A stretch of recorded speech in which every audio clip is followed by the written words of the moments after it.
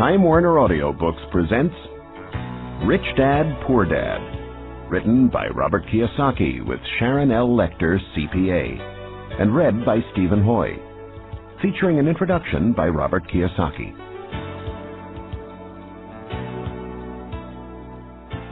I had two fathers, a rich one and a poor one. One was highly educated and intelligent. He had a PhD and completed 4 years of undergraduate work in less than 2 years. The other father never finished the 8th grade. Both men were successful in their careers, working hard all their lives. Both earned substantial incomes, yet one struggled financially all his life. The other would become one of the richest men in Hawaii. One died leaving tens of millions of dollars to his family, charities, and his church. The other left bills to be paid. Both men were strong, charismatic, and influential. Both men offered me advice, but they did not advise the same things. Both men believed strongly in education, but did not recommend the same course of study. If I had had only one dad, I would have had to accept or reject his advice. Having two dads advising me offered me the choice of contrasting points of view, one of a rich man and one of a poor man. Instead of simply accepting or rejecting one or the other, I found myself thinking more, comparing, and then choosing for myself.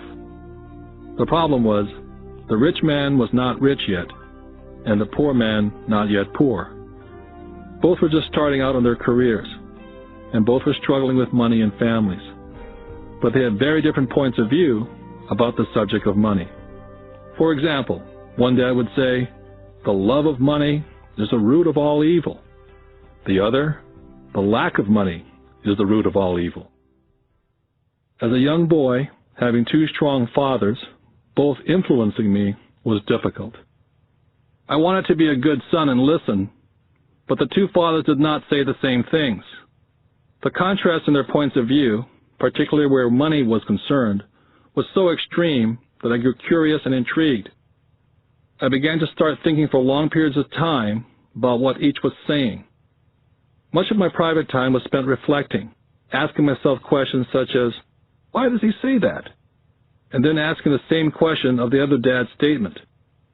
It would have been much easier to simply say, "Yeah, he's right, I agree with that," or to simply reject the point of view by saying, "The old man doesn't know what he's talking about." Instead, having two dads whom I love forced me to think and ultimately choose a way of thinking for myself. As a process, choosing to think for myself turned out to be much more valuable in the long run, rather than simply accepting or rejecting a single point of view. One of the reasons the rich get richer, the poor get poorer, and the middle class struggles in debt is because the subject of money is taught at home, not in school.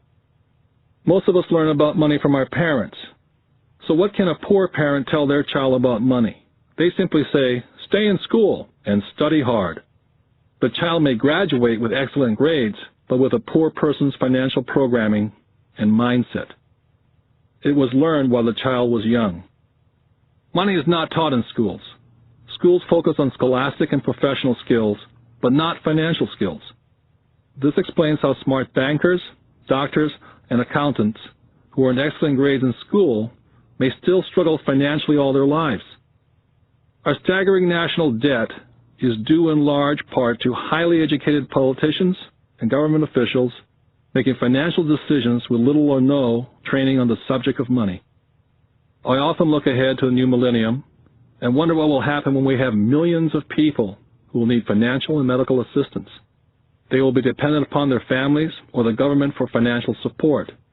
What will happen when Medicare and Social Security run out of money?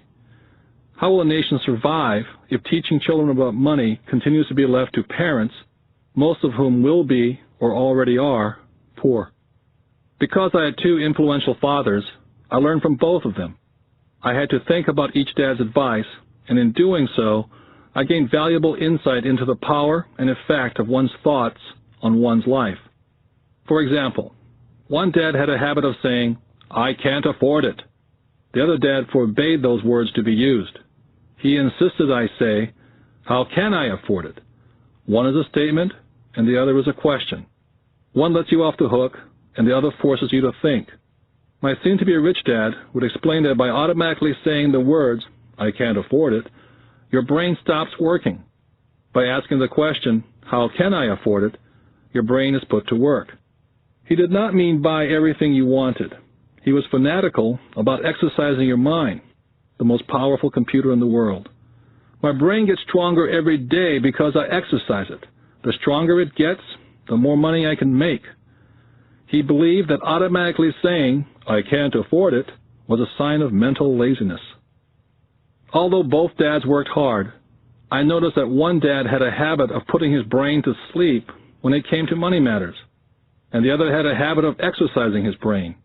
The long-term result was that one dad grew stronger financially and the other grew weaker. It is not much different from a person who goes to the gym to exercise on a regular basis versus someone who sits on the couch watching television. Proper physical exercise increases your chances for health, and proper mental exercise increases your chances for wealth. Laziness decreases both health and wealth. My two dads had opposing attitudes and thought. One dad thought that the rich should pay more in taxes and take care of those less fortunate. The other said, taxes punish those who produce and reward those who don't produce. One dad recommended, study hard so you can find a good company to work for. The other recommended, study hard so you can find a good company to buy. One dad said, the reason I'm not rich is because I have you kids. The other said, the reason I must be rich is because I have you kids. One dad encouraged talking about money and business at the dinner table. The other forbade the subject of money to be discussed over a meal. One said, when it comes to money, play it safe and don't take risks. The other said, learn to manage risk. One believed, our home is our largest investment and our greatest asset. The other believed, my house is a liability, and if your house is your largest investment, you're in trouble. Both dads paid their bills on time, yet one paid his bills first, while the other paid his bills last.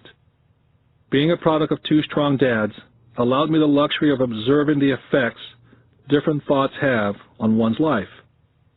I noticed that people really do shape their life through their thoughts. For example, my poor dad always said, I'll never be rich, and that prophecy became reality. My rich dad, on the other hand, always referred to himself as rich. He would say things like, I'm a rich man, and rich people don't do this. Even when he was flat broke, after a major financial setback, he continued to refer to himself as a rich man. He would cover himself by saying, there's a difference between being poor and being broke. Broke is temporary, and poor is eternal. My poor dad would also say, I'm not interested in money, or money doesn't matter. My rich dad always said, money is power. The power of our thoughts may never be measured or appreciated, but it became obvious to me as a young boy to be aware of my thoughts and how I expressed myself. I noticed that my poor dad was poor not because of the amount of money he earned, which was significant, but because of his thoughts and his actions. As a young boy, having two fathers, I became acutely aware of being careful which thoughts I chose to adopt as my own. Whom should I listen to? My rich dad or my poor dad? Although both men had tremendous respect for education and learning, they disagreed in what they thought was important to learn. One wanted me to study hard, earn a degree, and get a good job to work for money. He wanted me to study to become a professional, an attorney, or an accountant, or to go to business school for my MBA. The other encouraged me to study to be rich, to understand how money works, and learn how to have it work for me. I don't work for money, were the words he would repeat over and over. Money works for me. At the age of 9, I decided to listen to and learn from my rich dad about money. In doing so, I chose not to listen to my poor dad, even though he was the one with all the college degrees. Once I made up my mind whom to listen to, my education about money began. My rich dad taught me over a period of 30 years, until I was age 39. He stopped once he realized that I knew and fully understood what he had been trying to drum into my often thick skull. Money is one form of power, but what is more powerful is financial education. Money comes and goes. But if you have the education about how money works, you gain power over it and can begin building wealth. The reason positive thinking alone does not work is because most people went to school and never learned how money works, so they spend their lives working for money. Because I was only 9 years old when I started, the lessons my rich dad taught me were simple. And when it was all said and done, there are only 6 main lessons repeated over 30 years. This book is about those 6 lessons, put as simply as possible as my rich dad put forth those lessons to me. The lessons are not meant to be answers, but guideposts. Guideposts that will assist you and your children to grow wealthier, no matter what happens in a world of increasing change and uncertainty. Dad, can you tell me how to get rich? My dad put down the evening paper. Why do you want to get rich, son? Because today Jimmy's mom drove up in their new Cadillac and they were going to their beach house for the weekend. He took 3 of his friends, but Mike and I weren't invited. They told us we weren't invited because we were poor kids. They did? My dad asked incredulously. Yeah, they did, I replied in a hurt tone. My dad silently shook his head, pushed his glasses up the bridge of his nose, and went back to reading his paper. I stood waiting for an answer. The year was 1956. I was 9 years old. By some twist of fate, I attended the same public school where the rich people sent their kids. We were primarily a sugar plantation town. The managers of the plantation and the other affluent people of the town, such as doctors, business owners, and bankers, sent their children to this school, grades 1 to 6. After grade 6, their children were generally sent off to private schools. Because my family lived on one side of the street, I went to this school. Had I lived on the other side of the street, I would have gone to a different school with kids from families more like mine. After grade 6, these kids and I would go on to the public intermediate and high school. There was no private school for them or for me. My dad finally put down the paper. Well, son, he began slowly, if you want to be rich, you have to learn to make money. How do I make money? I asked. Well, use your head, son, he said, smiling, which really meant, that's all I'm going to tell you, or, I don't know the answer, so don't embarrass me. The next morning, I told my best friend Mike what my dad had said. As best I could tell, Mike and I were the only poor kids in this school. Mike was like me in that he was in this school by a twist of fate. Someone had drawn a jog in a line for the school district, and we wound up in school with the rich kids. So what do we do to make money? Mike asked. I don't know, I said. But do you want to be my partner? He agreed. And so on that Saturday morning, Mike became my first business partner. We spent all morning coming up with ideas on how to make money. Finally, that afternoon, a bolt of lightning came through our heads.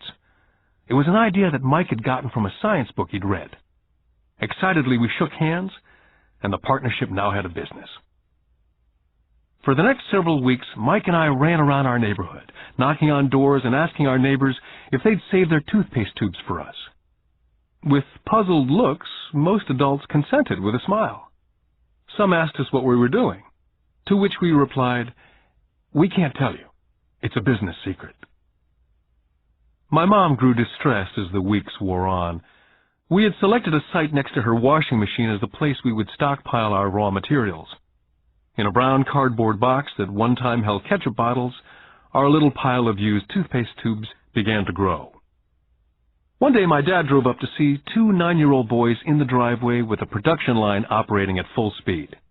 Fine white powder everywhere. On a long table were small milk cartons from school, and our family's hibachi grill was glowing with red-hot coals at maximum heat. Dad walked up cautiously, having to park the car at the base of the driveway, since the production line blocked the carport. As he got closer, he saw a steel pot sitting on top of the coals, with the toothpaste tubes being melted down. In those days, toothpaste did not come in plastic tubes. The tubes were made of lead. So once the paint was burned off, the tubes were dropped in the small steel pot, melted until they became liquid, and with my mom's pot holders, we were pouring the lead through a small hole in the top of the milk cartons. The milk cartons were filled with plaster of Paris.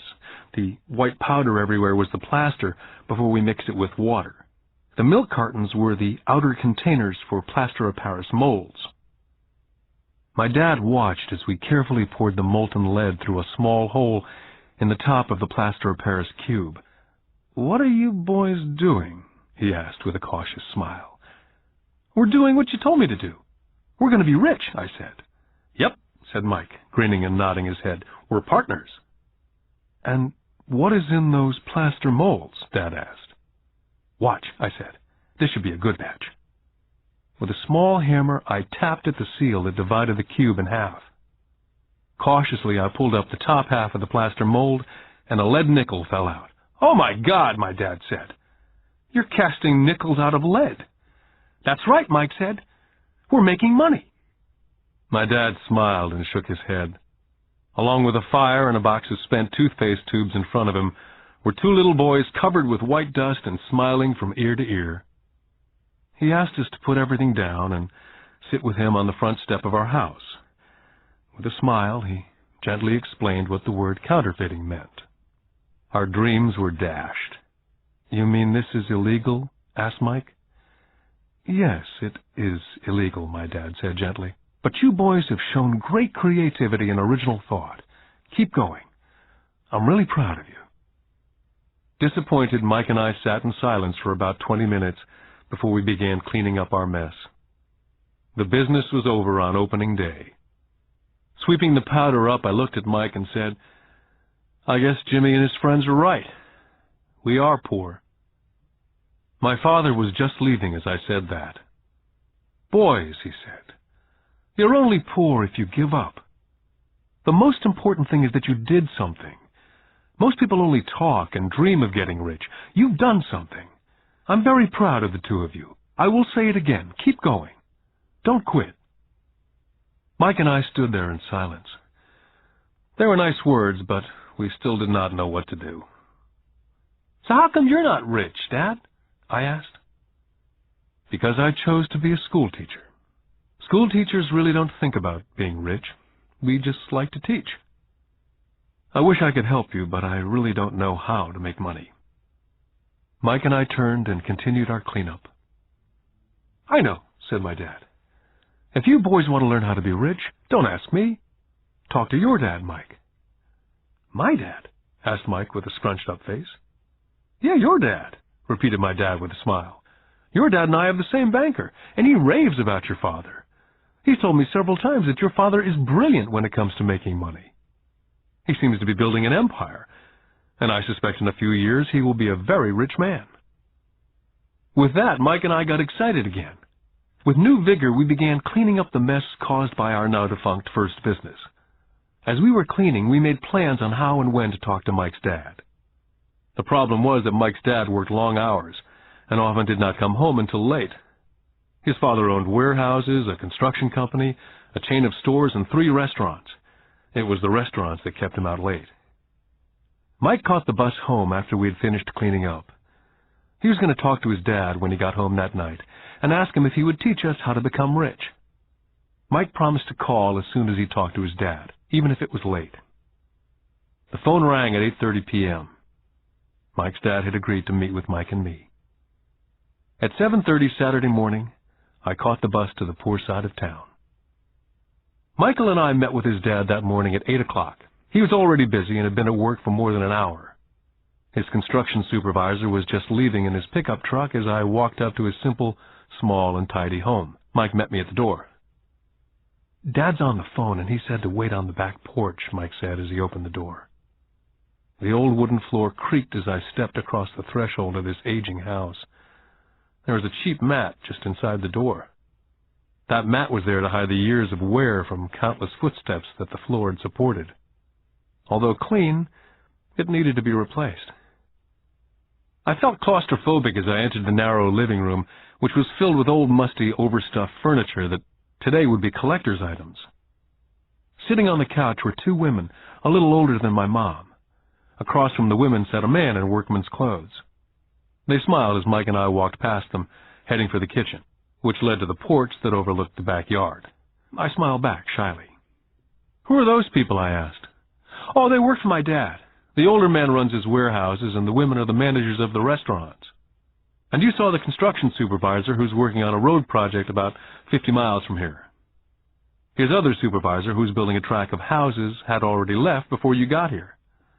Does this go on all the time, I asked. Not always, but quite often, said Mike, smiling as he pulled up a chair to sit down next to me. I asked him if he'd teach us to make money, Mike said. Oh?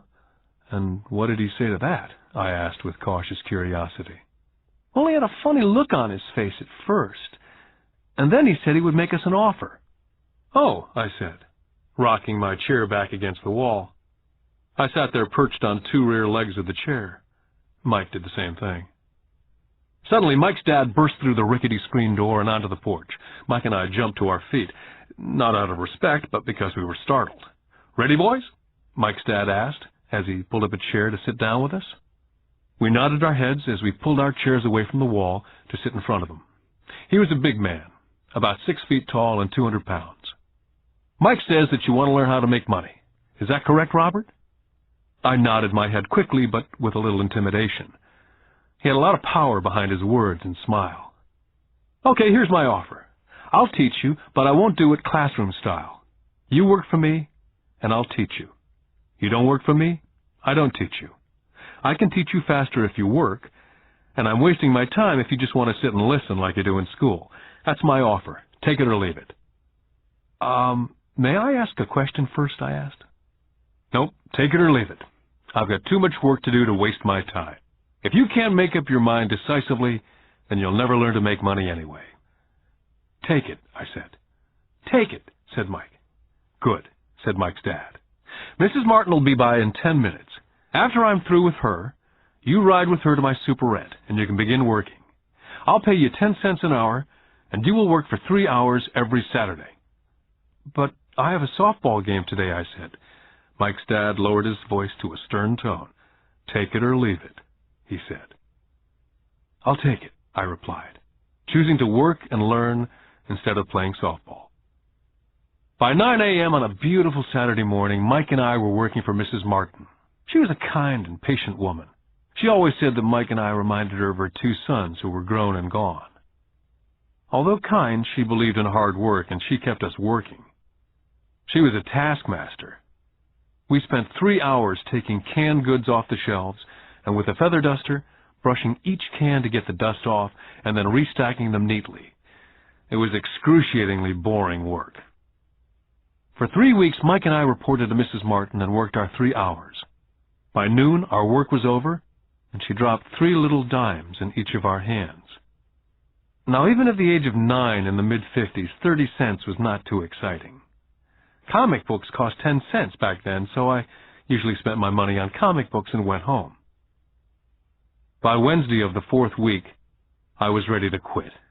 I had agreed to work only because I wanted to learn to make money from Mike's dad. And now I was a slave for 10 cents an hour. On top of that, I had not seen Mike's dad since that first Saturday. I'm quitting, I told Mike at lunchtime. The school lunch was miserable. School was boring, and now I didn't even have my Saturdays to look forward to. But it was the 30 cents that really got to me. Mike smiled. Dad said this would happen. He said to meet with him when you were ready to quit. What? I said indignantly. He's been waiting for me to get fed up? Sort of, Mike said. Dad's kind of different. He teaches differently from your dad. Your mom and dad lecture a lot. My dad is quiet and a man of few words. You just wait till this Saturday. I'll tell him you're ready. You mean I've been set up? No, not really, but maybe. Dad will explain on Saturday. I was ready to face him, and I was prepared. Even my real dad was angry with him. My real dad, the one I call the poor one, thought that my rich dad was violating child labor laws and should be investigated. My educated dad told me to demand what I deserve, at least 25 cents an hour. My poor dad told me that if I didn't get a raise, I was to quit immediately. At 8 o'clock Saturday morning, I was going through the same rickety door of Mike's house. Take a seat and wait in line, Mike's dad said as I entered. He turned and disappeared into his little office next to a bedroom. I looked around the room and didn't see Mike anywhere. Feeling awkward, I cautiously sat down next to the same two women who were there 4 weeks earlier. They smiled and slid across the couch to make room for me. 45 minutes went by, and I was steaming. The two women had met with him and left 30 minutes earlier. An older gentleman was in there for 20 minutes and was also gone. The house was empty, and I sat out in his musty, dark living room on a beautiful, sunny Hawaiian day, waiting to talk to a cheapskate who exploited children. I could hear him rustling around in the office, talking on the phone and ignoring me. I was now ready to walk out, but for some reason I stayed. Finally, 15 minutes later, at exactly 9 o'clock, Rich Dad walked out of his office, said nothing, and signaled with his hand for me to enter his dingy office. "I understand you want a raise or you're going to quit," Rich Dad said as he swiveled in his office chair. "Well, you're not keeping your end of the bargain," I blurted out, nearly in tears. It was really frightening for a 9-year-old boy to confront a grown-up. "You said that you'd teach me if I worked for you." "Well, I've worked for you. I've worked hard. I've given up my baseball games to work for you, and you don't keep your word. You haven't taught me anything. You're a crook like everyone in town thinks you are. You're greedy. You want all the money and don't take care of your employees. You make me wait and don't show me any respect. I'm only a little boy, and I deserve to be treated better." Rich Dad rocked back in his swivel chair, hands up to his chin, somewhat staring at me. "Not bad," he said. "In less than a month you sound like most of my employees." "What?" I asked. Not understanding what he was saying, I continued with my grievance. "I thought you were going to keep up your end of the bargain and teach me. Instead, you want to torture me. That's cruel. That's really cruel." "I am teaching you," Rich Dad said quietly. "What have you taught me?" "Nothing," I said angrily. "You haven't even talked to me once since I agreed to work for peanuts. 10 cents an hour, huh? I should notify the government about you. We have child labor laws, you know. My dad works for the government, you know." "Wow," said Rich Dad. "Now you sound like most of the people who used to work for me. People I've either fired or they've quit." "So what do you have to say?" I demanded, feeling pretty brave for a little kid. "How do you know that I've not taught you anything?" asked Rich Dad calmly. "Well, you've never talked to me. I've worked for 3 weeks, and you've not taught me anything," I said with a pout. "Does teaching mean talking or a lecture?" Rich Dad asked. "Well, yes," I replied. "That's how they teach you in school," he said, smiling. "But that is not how life teaches you. And I would say that life is the best teacher of all. Most of the time, life does not talk to you, just sort of pushes you around. Each push is life saying, 'Wake up. There's something I want you to learn.'" I had no idea what he was talking about. Life pushes all of us around. Some give up, others fight. A few learn the lesson and move on. They welcome life pushing them around. To these few people, it means they need and want to learn something. They learn and move on. Most quit, and a few like you fight. Rich Dad stood and shut the creaky old wooden window that needed repair. "If you learn this lesson, you will grow into a wise, wealthy, and happy young man. If you don't, you will spend your life blaming a job, low pay, or your boss for your problems. You'll live life hoping for that big break that'll solve all your money problems." Rich Dad looked over to me to see if I was still listening. His eyes met mine. We stared at each other, streams of communication going between us through our eyes. Finally, I pulled away once I had absorbed his last message. I knew he was right. I was blaming him, and I did ask to learn. I was fighting. Rich Dad continued, "Or if you're the kind of person who has no guts, you just give up every time life pushes you. If you're that kind of person, you'll live all your life playing it safe, doing the right things, saving yourself for some event that never happens. Then you die a boring old man.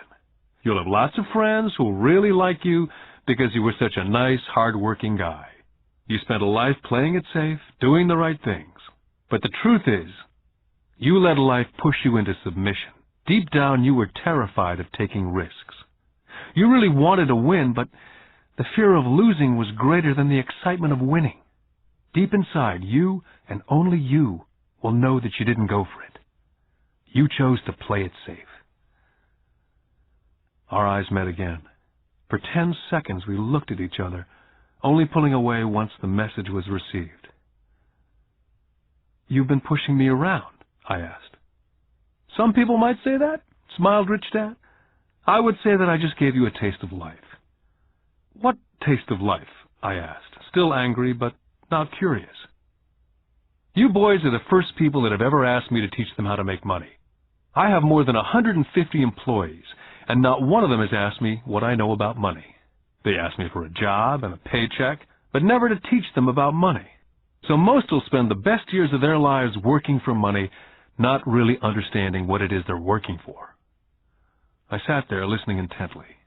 "So when Mike told me about you wanting to learn how to make money, I decided to design a course that was close to real life.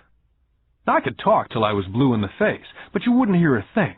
So I decided to let life push you around a bit so you could hear me. That's why I only paid you 10 cents. "So what is the lesson I learned from working for only 10 cents an hour?" I asked. "That you're cheap and exploit your workers?" Rich Dad laughed heartily. "You best change your point of view. Stop blaming me, thinking I'm the problem. If you think I'm the problem, then you have to change me. If you realize that you're the problem, then you can change yourself, learn something, and grow wiser." "But you only pay me 10 cents. "So what are you learning?" Rich Dad asked, smiling.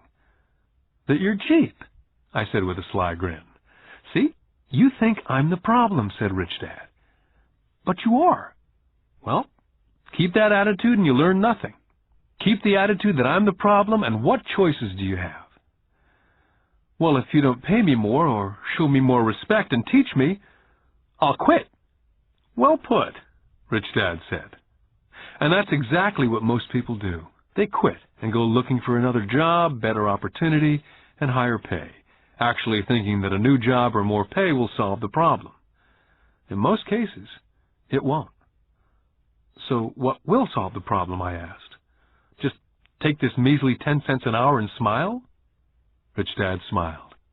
"That's what the other people do. Just accept a paycheck, knowing that they and their family will struggle financially. But that's all they do. Waiting for a raise, thinking that more money will solve the problem. Most just accept it, and some take a second job working harder, but again accepting a small paycheck." I sat staring at the floor, beginning to understand the lesson Rich Dad was presenting. I could sense it was a taste of life. Finally, I looked up and repeated the question. "So what will solve the problem?" "This," he said, tapping me gently on the head. "This stuff between your ears." It was at that moment that Rich Dad shared the pivotal point of view that separated him from his employees and my poor dad, and led him to eventually become one of the richest men in Hawaii, while my highly educated but poor dad struggled financially all his life. It was a singular point of view that made all the difference over a lifetime. Rich Dad said over and over this point of view, which I call lesson number 1. The rich don't work for money. On that bright Saturday morning, I was learning a completely different point of view from what I'd been taught by my poor dad.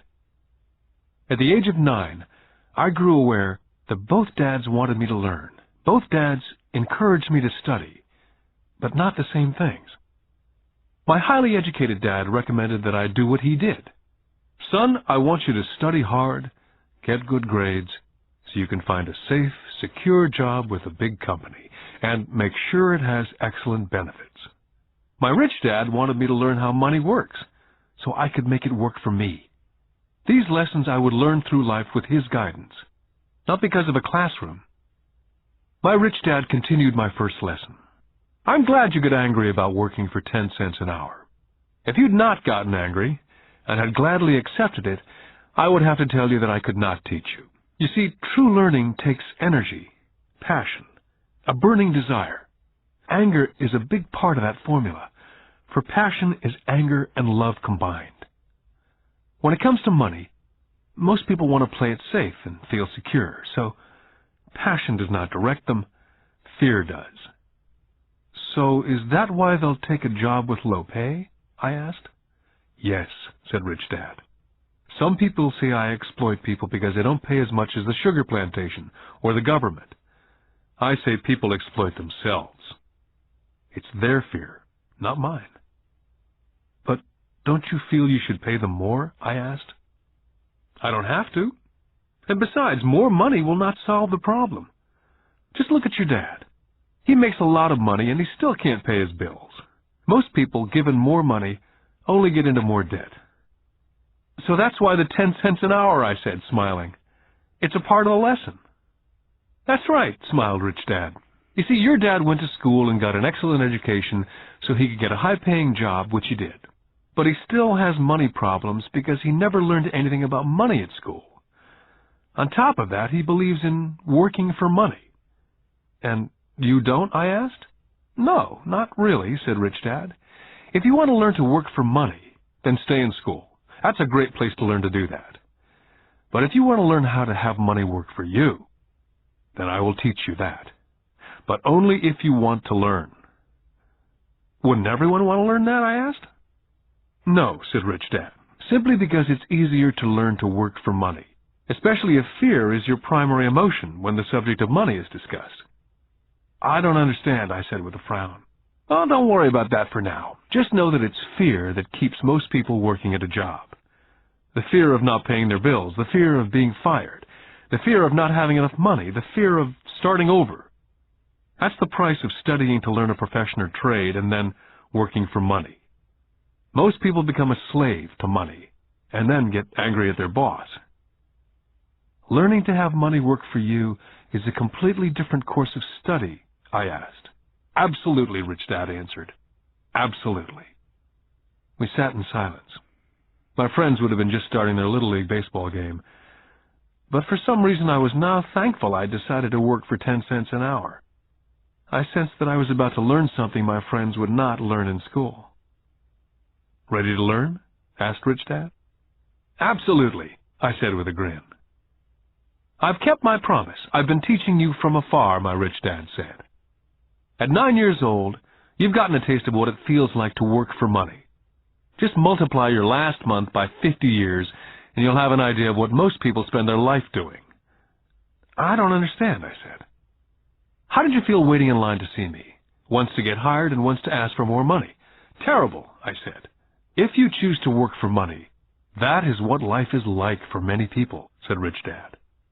And how did you feel when Mrs. Martin dropped 3 dimes in your hand for 3 hours' work? I felt like it wasn't enough.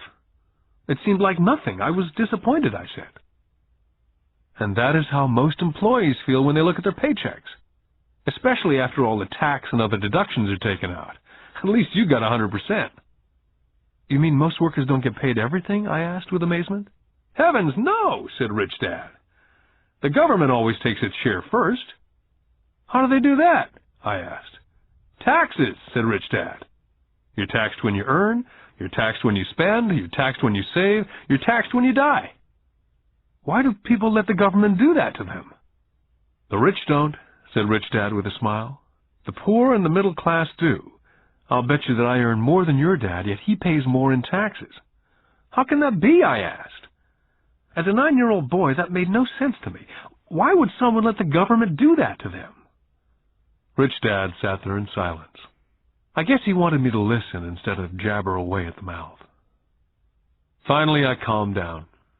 I did not like what I had heard. I knew my dad complained constantly about paying so much in taxes, but really did nothing about it. Was that life pushing him around? Rich Dad rocked slowly and silently in his chair, just looking at me.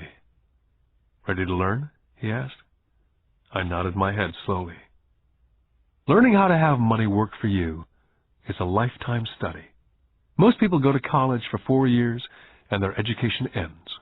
I already know that my study of money will continue over a lifetime simply because the more I find out, the more I find out I need to know.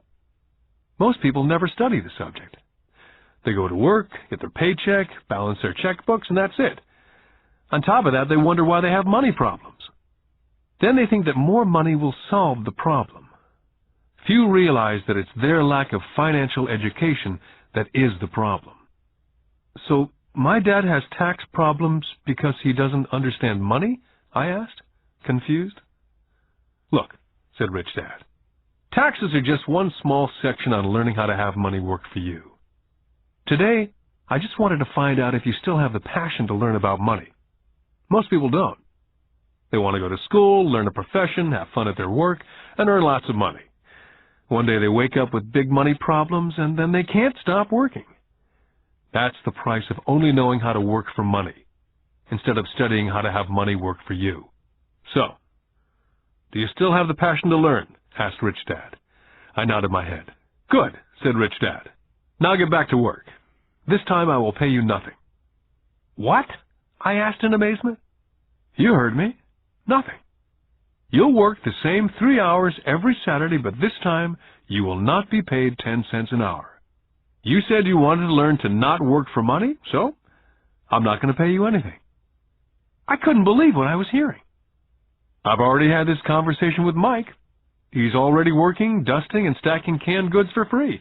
You better hurry up and get back there. I stood there, still not believing what a raw deal I'd been handed. Here I came to ask for a raise, and now I was being told to keep working for nothing.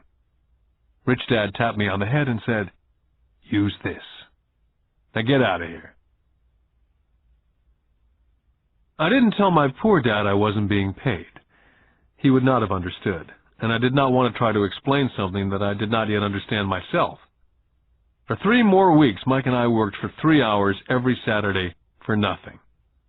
The work didn't bother me, and the routine got easier.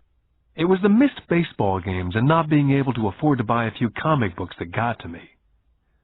Rich Dad stopped by at noon on the 3rd week. We heard his truck pull up in the parking lot and sputter when the engine was turned off. He entered the store and greeted Mrs. Martin with a hug.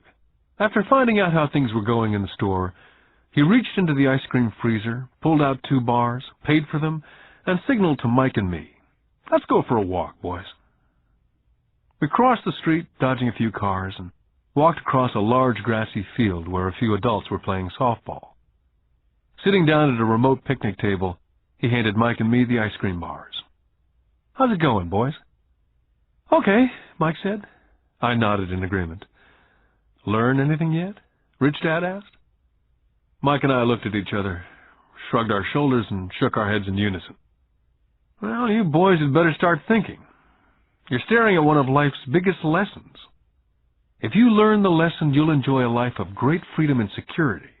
If you don't learn the lesson, you'll wind up like Mrs. Martin and most of the people playing softball in this park. They work very hard for a little money, clinging to the illusion of job security, looking forward to a 3-week vacation each year and a skimpy pension after 45 years of work. Now, if that excites you, I'll give you a raise to 25 cents an hour." "But these are good, hard-working people. Are you making fun of them?" I demanded. A smile came over Rich Dad's face. "Mrs. Martin's like a mother to me, and I would never be that cruel. I may sound cruel because I'm doing my best to point something out to the 2 of you. I want to expand your point of view so you can see something most people never have the benefit of seeing because their vision is too narrow. Most people never see the trap they're in." Mike and I sat there uncertain of his message. He sounded cruel, yet we could sense he was desperately wanting us to know something. With a smile, Rich Dad said, "Doesn't that 25 cents an hour sound good? Doesn't that make your heart beat a little faster?" I shook my head no, but it really did. 25 cents an hour would be big bucks to me. "Okay, I'll pay you $1 an hour," Rich Dad said with a sly grin. Now my heart was beginning to race. My brain was screaming, "Take it, take it." I could not believe what I was hearing. Still, I said nothing. "Okay, $2 an hour." My little 9-year-old brain and heart nearly exploded. After all, it was 1956, and being paid $2 an hour would have made me the richest kid in the world. I couldn't imagine earning that kind of money. I wanted to say yes, but somehow my mouth stayed silent. Maybe my brain had overheated and blown a fuse, but deep down I badly wanted that $2 an hour. The ice cream had melted and was running down my hand. Rich Dad was looking at 2 boys staring back at him, eyes wide open and brains empty. He knew that he was testing us, and he knew there was part of our emotions that wanted to take the deal. "Okay," he said, $5 an hour. Suddenly there was a silence from inside me. Something had changed.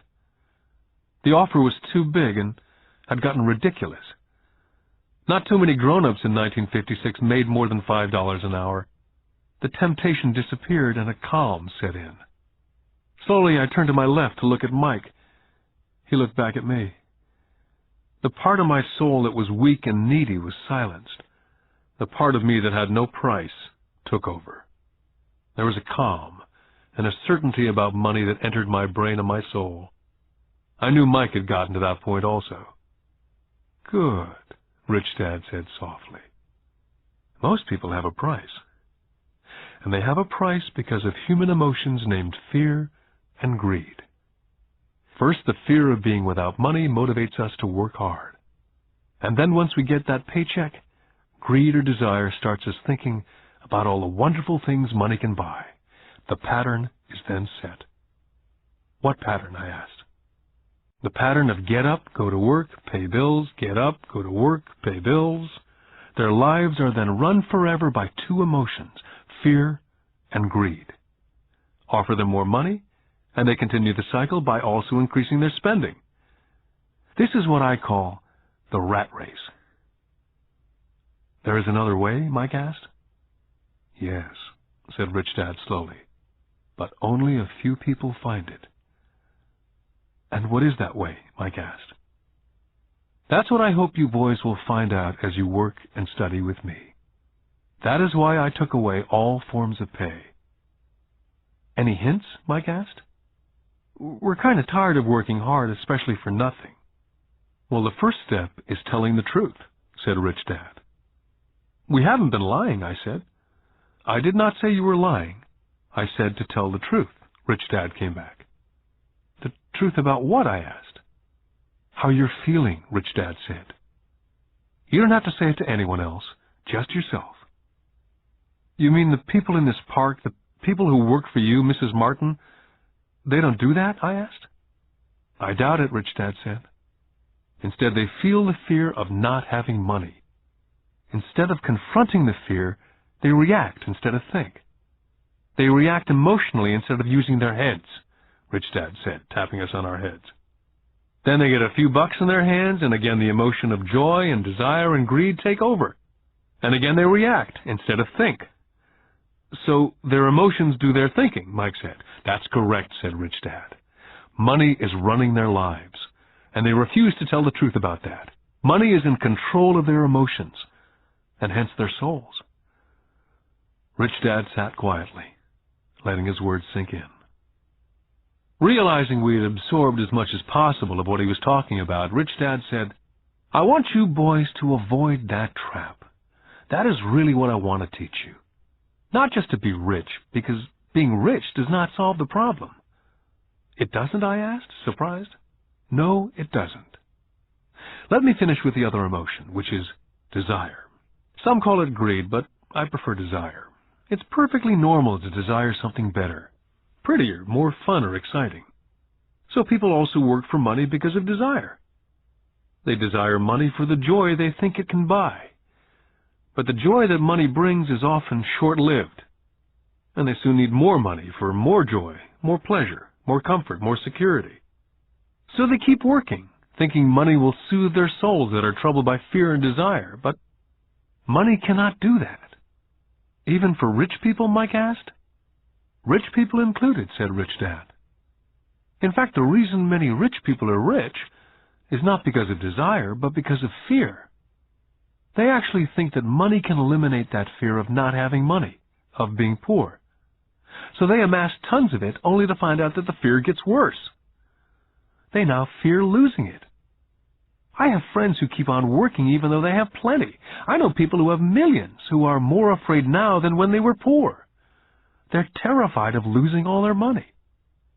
I want to teach you to master the power of money, not be afraid of it. And they don't teach that in school. If you don't learn it, you can become a slave to money." It was finally making sense. He did want us to widen our views, to see what Mrs. Martin could not see, his employees could not see, or my dad for that matter. He used examples that sounded cruel at the time, but I've never forgotten them. My vision widened that day, and I could begin to see the trap that lay ahead for most people. You see, we're all employees, ultimately. We just work at different levels, said Rich Dad. I just want you boys to have a chance to avoid the trap. The trap caused by those two emotions, fear and desire. Use them in your favor, not against you. That's what I want to teach you. I'm not interested in just teaching you to make a pile of money. That won't handle the fear or desire. If you don't first handle fear and desire and you get rich, you'll only be a high-paid slave. So how do we avoid the trap, I asked. The main cause of poverty or financial struggle is fear and ignorance, not the economy or the government or the rich. It's self-inflicted fear and ignorance that keeps people trapped. So you boys go to school and get your college degrees. I'll teach you how to stay out of the trap. The pieces of the puzzle were appearing. My highly educated dad had a great education and a great career, but school never told him how to handle money or his fears. It became clear that I could learn different and important things from two fathers. So you've been talking about the fear of not having money. How does the desire of money affect our thinking? Mike asked. How did you feel when I tempted you with a pay raise? Did you notice your desires rising? We nodded our heads. By not giving into your emotions, you were able to delay your reactions and think. That's most important. We will always have emotions of fear and greed. From here on in, it's most important for you to use those emotions to your advantage and for the long term, and not simply let your emotions run you by controlling your thinking. Most people use fear and greed against themselves. That's the start of ignorance. Most people live their lives chasing paychecks, pay raises, and job security because of the emotions of desire and fear, not really questioning where those emotion-driven thoughts are leading them. It's just like the picture of a donkey dragging a cart with its owner dangling a carrot just in front of the donkey's nose. The donkey's owner may be going where he wants to go, but the donkey is chasing an illusion. Tomorrow there will only be another carrot for the donkey. You mean the moment I began to picture a new baseball glove, candy or toys that's like a carrot to a donkey, Mike asked? Yeah. And as you get older, your toys get more expensive. New car, boat, and a big house to impress your friends, said Rich Dad with a smile. Fear pushes you out the door, and desire calls to you, enticing you toward the rocks. That's the trap. So what's the answer? Mike asked. What intensifies fear and desire is ignorance. That's why rich people with lots of money often have more fear the richer they get. Money is the carrot, the illusion. Rich Dad went on to explain that a human's life is a struggle between ignorance and illumination. He explained that once a person stops searching for information and knowledge of oneself, ignorance sets in. That struggle is a moment-to-moment decision to learn to open or close one's mind. Look, school is very, very important. You go to school to learn a skill or a profession so as to be a contributing member of society. Every culture needs teachers, doctors, mechanics, artists, cooks, business people, police officers, firefighters, soldiers. Schools train them so our culture can thrive and flourish, said Rich Dad. Unfortunately for many people, school is the end, not the beginning. What does ignorance have to do with greed and fear, I asked. Because it's ignorance about money that causes so much greed and so much fear, said Rich Dad. Let me give you some examples. A doctor wanting more money to better provide for his family raises his fees. By raising his fees, it makes healthcare more expensive for everyone. Now it hurts the poor people the most, so poor people have worse health than those with money. Because the doctors raise their rates, the attorneys raise their rates. Because the attorneys' rates have gone up, school teachers want a raise, which raises our taxes, and on and on and on. Soon there will be such a horrifying gap between the rich and the poor that chaos will break out, and another great civilization will collapse. Great civilizations collapsed when the gap between the haves and the have-nots was too great. America is on the same course, proving once again that history repeats itself, because we do not learn from history. We only memorize historical dates and names, not the lesson. Aren't prices supposed to go up, I asked. Not in an educated society with a well-run government. Prices should actually come down. Of course, that's often only true in theory. Prices go up because of greed and fear caused by ignorance. If schools taught people about money, there would be more money and lower prices. But schools only focus on teaching people to work for money, not how to harness money's power. But don't we have business schools, Mike asked? Aren't you encouraging me to go to business school for my master's degree? Yes, said Rich Dad. But all too often business schools train employees who are sophisticated bean counters. Heaven forbid a bean counter takes over a business. All they do is look at the numbers, fire people, and kill the business. I know because I hire bean counters. All they think about is cutting costs and raising prices, which causes more problems. Bean counting is important. I wish more people knew it, but it too is not the whole picture, added Rich Dad angrily. So is there an answer? Asked Mike. Yes, said Rich Dad. Learn to use your emotions to think, not think with your emotions. When you boys mastered your emotions, first by agreeing to work for free, I knew there was hope.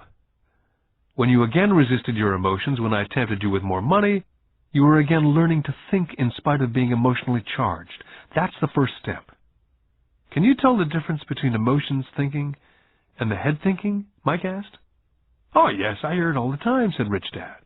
I hear things like, well, everyone has to work, or the rich are crooks, or I'll get another job, I deserve this raise. You can't push me around, or I like this job because it's secure. Instead of, is there something I'm missing here? Which breaks the emotional thought and gives you time to think clearly. I must admit it was a great lesson to be getting, to know when someone was speaking out of emotions or out of clear thought. It was a lesson that served me well for life, especially when I was the one speaking out of reaction and not from clear thought. As we headed back to the store, Rich Dad explained that the rich really did make money. They did not work for it. He went on to explain that when Mike and I were casting 5-cent pieces out of lead, thinking we were making money, we were very close to thinking the way rich people think.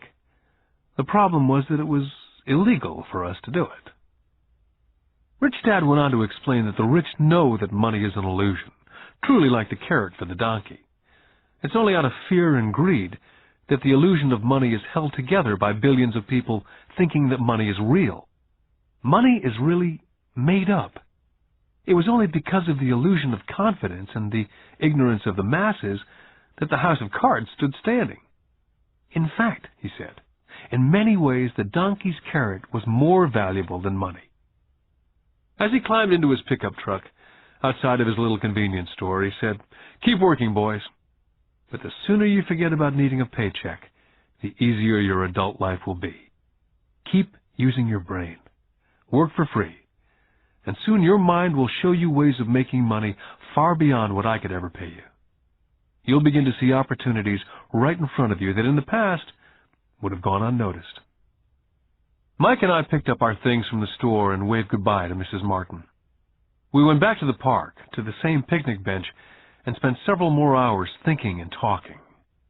We spent the next week at school thinking and talking. For 2 more weeks, we kept thinking and talking and working for free. At the end of the second Saturday, I was again saying goodbye to Mrs. Martin and looking at the comic book stand with a longing gaze. The hard thing about not even getting 30 cents every Saturday was that I didn't have any money to buy comic books. Suddenly, as Mrs. Martin was saying goodbye to Mike and me, I saw something she was doing that I'd never seen her do before. I mean, I'd seen her do it, but I never took notice of it. Mrs. Martin was cutting the front page of the comic book in half. She was keeping the top half of the comic book cover and throwing the rest of the comic book into a large brown cardboard box. When I asked her what she did with the comic books, she said, "I throw them away. I give the top half of the cover back to the comic book distributor for credit when he brings in the new comics. He's coming in an hour." Mike and I waited for an hour. Soon the distributor arrived, and I asked him if we could have the comic books, to which he replied, "You can have them if you work for this store and do not resell them." Our partnership was revived. Mike's mom had a spare room in the basement that no one used. We cleaned it out and began piling hundreds of comic books in that room. Soon our comic book library was open to the public. We hired Mike's younger sister, who loved to study, to be head librarian. She charged each child 10 cents admission to the library, which was open from 2:30 to 4:30 p.m. every day after school. The customers, the children of the neighborhood, could read as many comics as they could in 2 hours. It was a bargain for them, since a comic cost 10 cents each, and they could read 5 or 6 in 2 hours. Mike's sister would check the kids as they left to make sure they weren't borrowing any comic books. She also kept the books, logging in how many kids showed up each day, who they were, and any comments they might have. Mike and I averaged $9.50 per week over a 3-month period.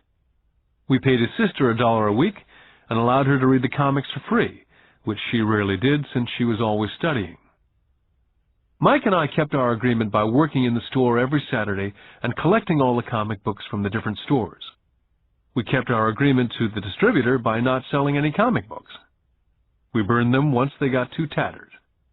We tried opening a branch office, but we could never quite find someone as dedicated as Mike's sister we could trust. At an early age, we found out how hard it was to find good staff. 3 months after the library first opened, a fight broke out in the room. Some bullies from another neighborhood pushed their way in and started it. Mike's dad suggested we shut down the business. So our comic book business was shut down, and we stopped working on Saturdays at the convenience store. Anyway, Rich Dad was excited because he had new things he wanted to teach us. He was happy because we'd learned our first lesson so well. We'd learned to have money work for us. By not getting paid for our work at the store, we were forced to use our imaginations to identify an opportunity to make money. By starting our own business, the comic book library, we were in control of our own finances, not dependent on an employer. The best part was that our business generated money for us, even when we weren't physically there. Our money worked for us. Instead of paying us money, Rich Dad had given us so much more.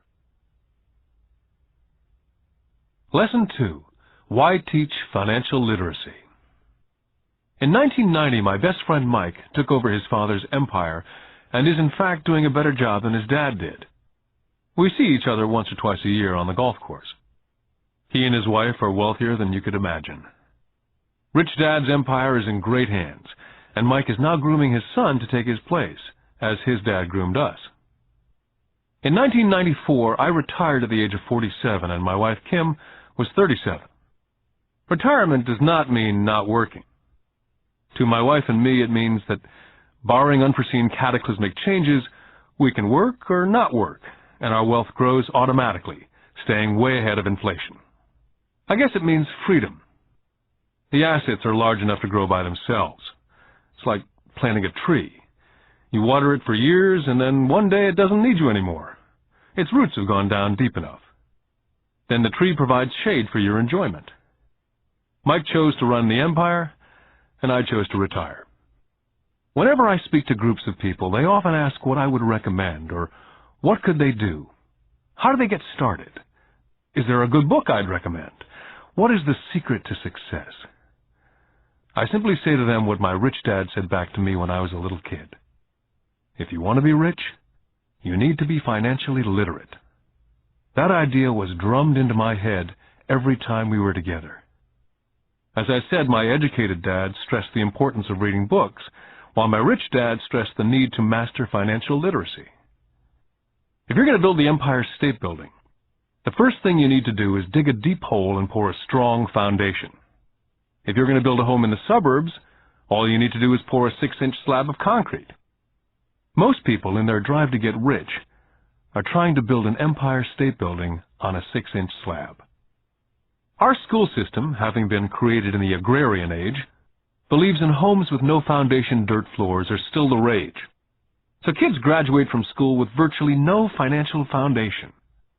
One day, sleepless and deep in debt in suburbia, living the American dream, they decide that the answer to their financial problems is to find a way to get rich quick. Construction on the skyscraper begins. It goes up quickly, and soon, instead of the Empire State Building, we have the Leaning Tower of suburbia. The sleepless nights return. As for Mike and me in our adult years, both of our choices were possible. because we were taught to pour a strong financial foundation when we were just kids. Now, accounting is possibly the most boring subject in the world. It also could be the most confusing. But if you want to be rich, long term, it could be the most important subject. The question is, how do you take a boring and confusing subject and teach it to kids? The answer is, make it simple. My rich dad poured a strong financial foundation for Mike and me. Since we were just kids, he created a simple way to teach us. For years, he only drew pictures and used words. Mike and I understood the simple drawings, the jargon, the movement of money. And then in later years, Rich Dad began adding numbers. Most importantly, you must know the difference between an asset and a liability, and buy assets. If you want to be rich, this is all you need to know. It is rule number 1. It is the only rule.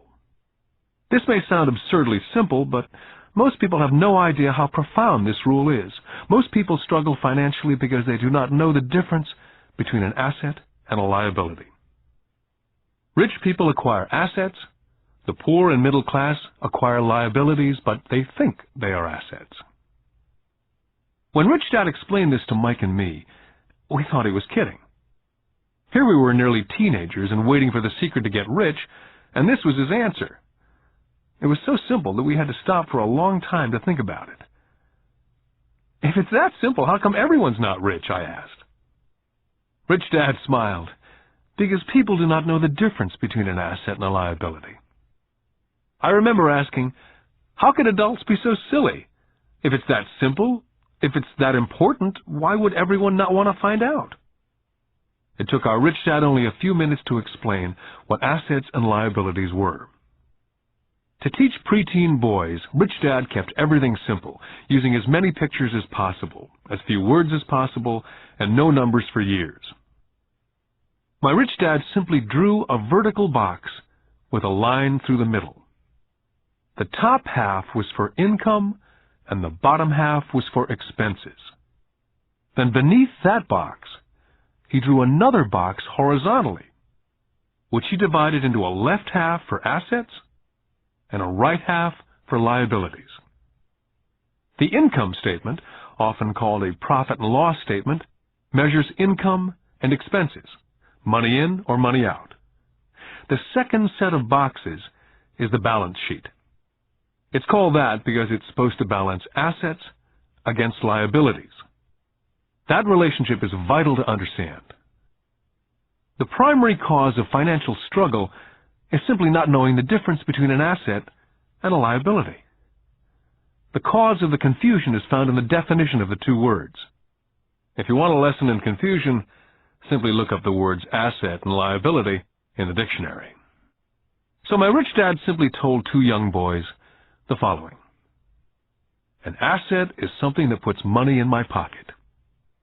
A liability is something that takes money out of my pocket. This is really all you need to know. If you want to be rich, simply spend your life buying assets.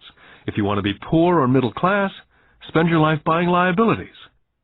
It's not knowing the difference that causes most of the financial struggle in the real world. My Rich Dad then drew 3 arrows on his diagram.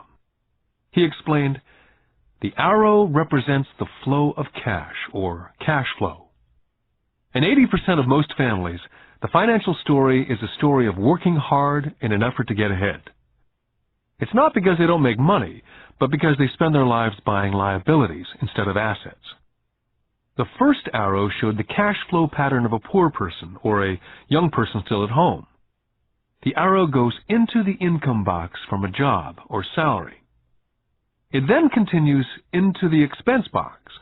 Expenses include taxes, rent, and everyday living expenses. It flows out the expense box and is gone. The second arrow Rich Dad drew represented the cash flow pattern of a middle-class person. The arrow flows from a job into the income box. It then flows into the liabilities box. Most middle-class people acquire many liabilities, such as a mortgage, a car loan, and credit card debt.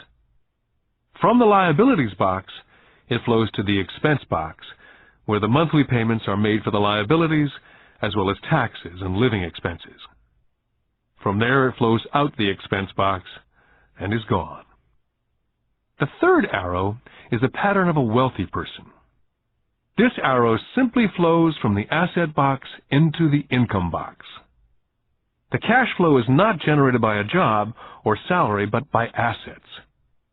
Remember, assets are things that put money in your pocket. Additionally, the rich have few expenses and liabilities, or if they do, those liabilities are more than covered by their assets. Examples such as these are oversimplified. Everyone has living expenses, the need for food, shelter, and clothing. The diagrams Rich Dad drew show the flow of cash through a poor, middle class, or wealthy person's life. It's the cash flow that tells the story. It's the story of how a person handles their money, what they do after they get the money in their hand. I cringe whenever I hear people ask me how to get rich quicker. Or how do they start? I often hear, I'm in debt, so I need to make more money. But more money will often not solve the problem. In fact, it may actually accelerate the problem. Money often makes obvious our tragic human flaws. Money often puts a spotlight on what we do not know. That's why, all too often, a person who comes into a sudden windfall of cash, let's say an inheritance, a pay raise, or lottery winnings, soon returns to the same financial mess, if not worse than the mess they were in before they received the money. Money only accentuates the cash flow pattern running in your head. If your pattern is to spend everything you get, most likely an increase in cash will just result in an increase in spending. Thus the saying, a fool and his money is one big party.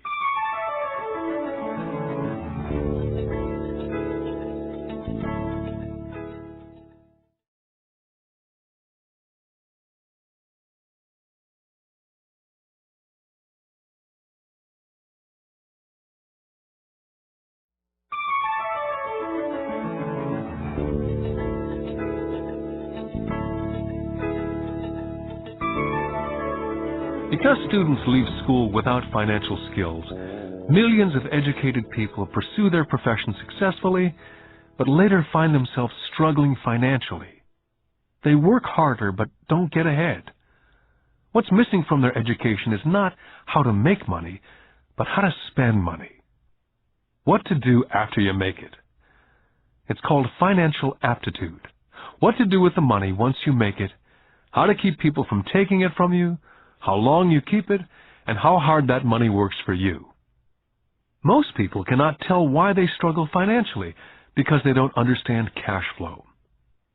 A person can be highly educated, professionally successful, and financially illiterate. These people often work harder than they need to because they learned how to work hard, but not how to have their money work for them. The moving picture show of hard-working people has a set pattern. Recently married, the happy, highly educated young couple move in together in one of their cramped rented apartments. Immediately they realize that they're saving money because two can live as cheaply as one. The problem is, the apartment is cramped. They decide to save money to buy their dream home so they can have kids. They now have two incomes, and they begin to focus on their careers. Their incomes begin to increase. As their incomes go up, their expenses go up as well, so there is little or no money to flow into the asset box. This means the only income they get comes from their jobs. The number one expense for most people is taxes. Many people think it's income tax, but for most Americans, their highest tax is Social Security. As an employee, it appears as if the Social Security tax, combined with the Medicare tax rate, is roughly 7.5%. But it's really 15%, since the employer must match the Social Security amount. In essence, it is money the employer cannot pay you. On top of that, you still have to pay income tax on the amount deducted from your wages for Social Security tax. Income you never receive because it went directly to Social Security through withholding. Then their liabilities go up. This is best demonstrated by going back to the young couple. As a result of their incomes going up, They decide to go out and buy the house of their dreams. Once in their house, they have a new tax, called property tax. Then they buy a new car, new furniture, and new appliances to match their new house. All of a sudden, they wake up, and their liabilities column is full of mortgage debt and credit card debt. They're now trapped in the rat race. A child comes along. They work harder. The process repeats itself. More money and higher taxes, also called bracket creep. A credit card comes in the mail. They use it. It maxes out. A loan company calls and says their greatest asset, their home, has appreciated in value. The company offers a bill consolidation loan because their credit is so good and tells them the intelligent thing to do is clear off the high-interest consumer debt by paying off their credit card. And besides, interest on their home is a tax deduction. They go for it and pay off those high-interest credit cards. They breathe a sigh of relief. Their credit cards are paid off. They've now folded their consumer debt into their home mortgage. Their payments go down because they extend their debt over 30 years. It is the smart thing to do. Their neighbor calls to invite them to go shopping. The Memorial Day sale is on. A chance to save some money. They say to themselves, I won't buy anything, I'll just go look. But just in case they find something, they tuck that clean credit card inside their wallet. I run into this young couple all the time. Their names change, but their financial dilemma is the same. They come to one of my talks to hear what I have to say. They ask me, can you tell us how to make more money? Their spending habits have caused them to seek more income. They don't even know that the trouble is really how they choose to spend the money they do have. And that is the real cause of their financial struggle. It's caused by financial illiteracy and not understanding the difference between an asset and a liability. More money seldom solves someone's money problems. Intelligence solves problems. There's a saying a friend of mine says over and over to people in debt. If you find yourself in a hole, stop digging. The poor and middle class all too often allow the power of money to control them. By simply getting up and working harder, failing to ask themselves if what they do makes sense, they shoot themselves in the foot as they leave for work every morning. By not fully understanding money, the vast majority of people allow the awesome power of money to control them. The power of money is used against them. By the time Mike and I were 16 years old, we began to have problems in school. We were not bad kids. We just began to separate from the crowd. We worked for Mike's dad after school and on the weekends. Mike and I often spent hours after work just sitting at a table with his dad while he held meetings with his bankers, attorneys, accountants, brokers, investors, managers, and employees. We learned more sitting at his meetings than we did in all our years of school, college included. Mike's dad was not school educated, but he was financially educated and successful as a result. He used to tell us over and over again, an intelligent person hires people who are more intelligent than they are. So Mike and I had the benefit of spending hours listening to, and in the process learning from, intelligent people. But because of this, both Mike and I just could not go along with the standard dogma that our teachers preached. Occasionally, Mike or I would ask our teachers how what we studied was applicable, or we asked why we never studied money and how it worked. To the latter question, we often got the answer that money was not important, that if we excelled in our education, the money would follow. The more we knew about the power of money, the more distant we grew from the teachers and our classmates. My highly educated dad never pressured me about my grades. I often wondered why, but we did begin to argue about money. By the time I was 16, I probably had a far better foundation with money than both my mom and dad. I could keep books. I listened to tax accountants, corporate attorneys, bankers, real estate brokers, investors, and so forth. My dad talked to teachers. One day, my dad was telling me why our home was his greatest investment. A not too pleasant argument took place, when I showed him why I thought a house was not a good investment. The argument illustrated the difference in perception between my rich dad and my poor dad when it came to their homes. Poor dad thought his house was an asset and listed it in the asset box, and the rich dad thought it was a liability and put his home in the liability box. I remember when I drew a diagram for my dad showing him the direction of cash flow. I also showed him the ancillary expenses that went along with owning the home. A bigger home meant bigger expenses, and the cash flow kept going out through the expense column. Today I am still challenged on the idea of a house not being an asset. And I know that for many people, it's their dream as well as their largest investment. And owning your own home is better than nothing.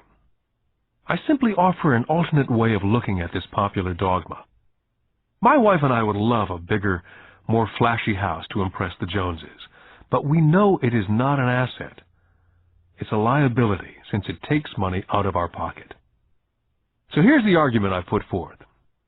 I really do not expect most people to agree with it because a nice home is an emotional thing. And when it comes to money, high emotions tend to lower financial intelligence. When it comes to houses, I point out that most people work all their lives paying for a home they never own. In other words, most people buy a new house every so many years, each time incurring a new 30-year loan to pay off the previous one. Even though people receive a tax deduction for interest on mortgage payments, they pay for all their other expenses with after-tax dollars, even after they pay off their mortgage. Then there are property taxes. My wife's parents were shocked when the property taxes on their home went to $1,000 a month. This was after they'd retired, so the increase put a strain on their retirement budget, and they felt forced to move. Also, houses do not always go up in value. I still had friends who owe $1 million for a home that will today sell for only $700,000. Finally, the greatest losses of all are those from missed opportunities. If all your money is tied up in your house, you may be forced to work harder because your money continues blowing out of the expense column instead of adding to the asset column. The classic middle-class cash flow pattern. If a young couple would put more money into their asset column early on, their later years would get easier, especially as they prepared to send their children to college. Their assets would have grown and would be available to help cover expenses. All too often, a house only serves as a vehicle for incurring a home equity loan to pay for mounting expenses. In summary, the end result in making a decision to own a house that is too expensive in lieu of starting an investment portfolio early on impacts an individual in at least the following 3 ways.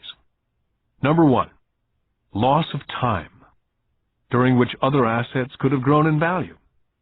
Number 2, loss of additional capital, which could have been invested instead of paying for high maintenance expenses related directly to the home. Number 3, loss of education. Too often people count their house, savings, and retirement plan as all they have in their asset column. Because they have no money to invest, they simply do not invest. This costs them investment experience. Most never become what the investment world calls a sophisticated investor. And the best investments are usually first sold to sophisticated investors, who then turn around and sell them to the people playing it safe. My educated dad's personal financial statement best demonstrates the life of someone in the rat race.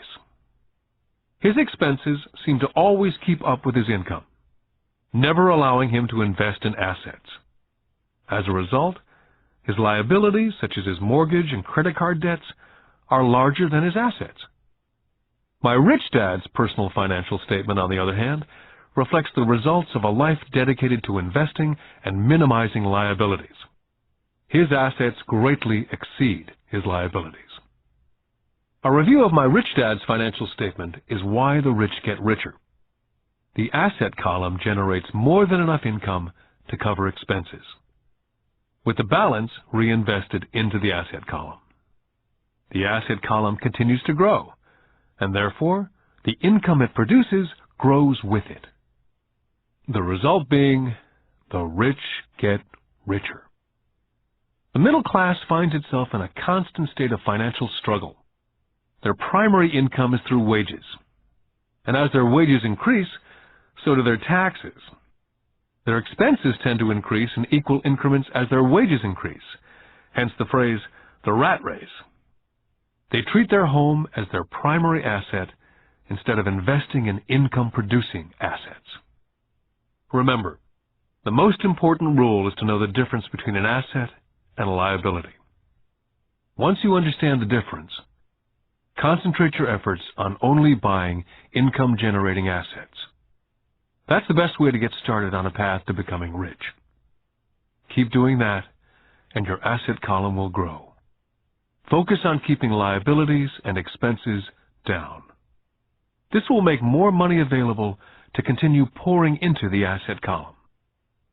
This pattern of treating your home as an investment, and the philosophy that a pay raise means you can buy a larger home or spend more, is the foundation of today's debt-ridden society.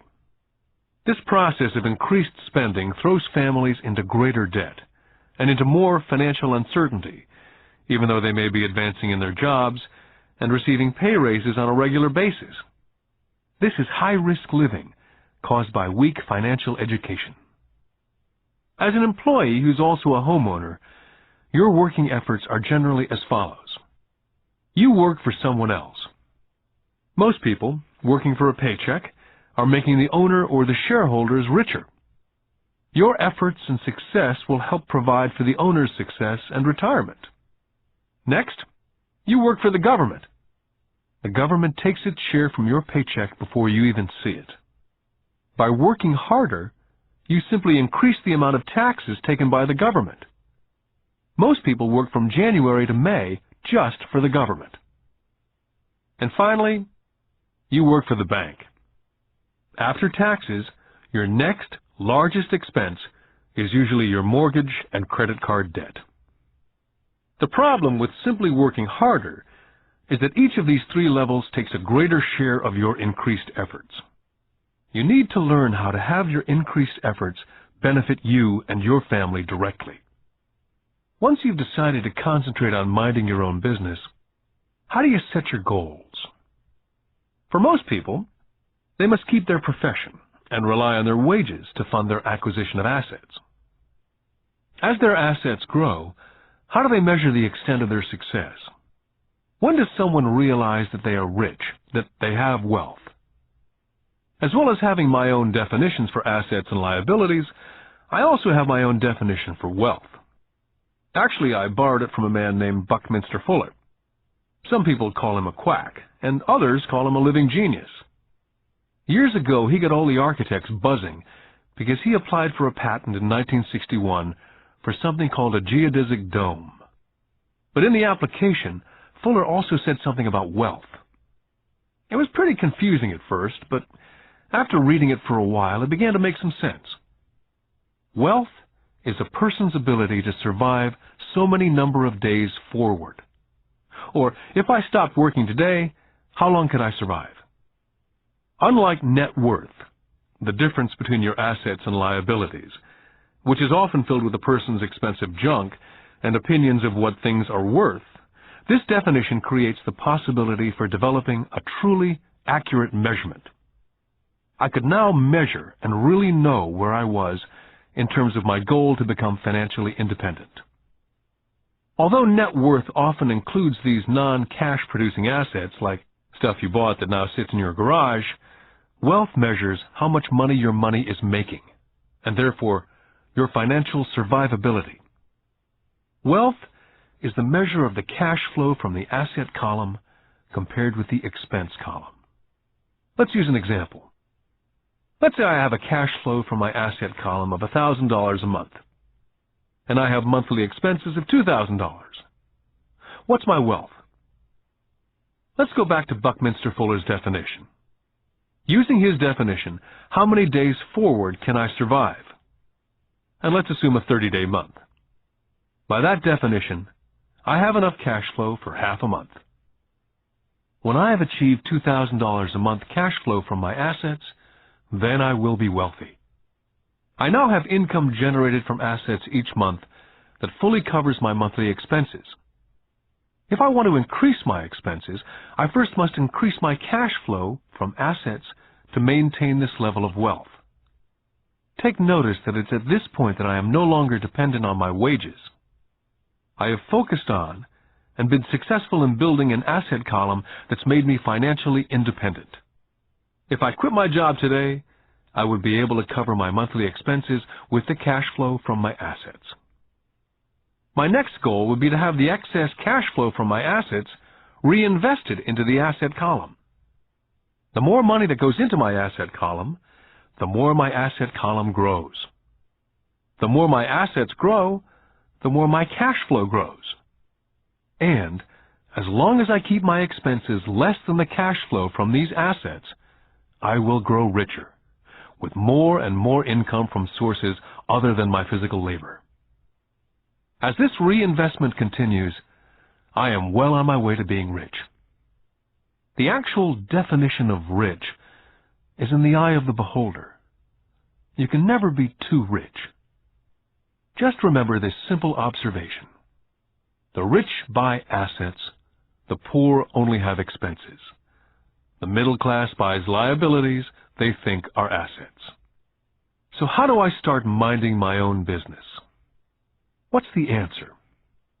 Listen to the founder of McDonald's. Lesson 3. Mind your own business. In 1974, Ray Kroc, the founder of McDonald's, was asked to speak at the MBA class at the University of Texas at Austin. A dear friend of mine, Keith Cunningham, was a student in that MBA class. After a powerful and inspiring talk, the class adjourned, and the students asked Ray if he would join them at their favorite hangout to have a few beers. Ray graciously accepted. "What business am I in?" Ray asked, once the group had all their beers in hand. Everyone laughed, said Keith. Most of the MBA students thought Ray was just fooling around. No one answered, so Ray asked the question again. "What business do you think I'm in?" The students laughed again. And finally, one brave soul yelled out, "Ray, who in the world does not know that you're in the hamburger business?" Ray chuckled. "That's what I thought you'd say."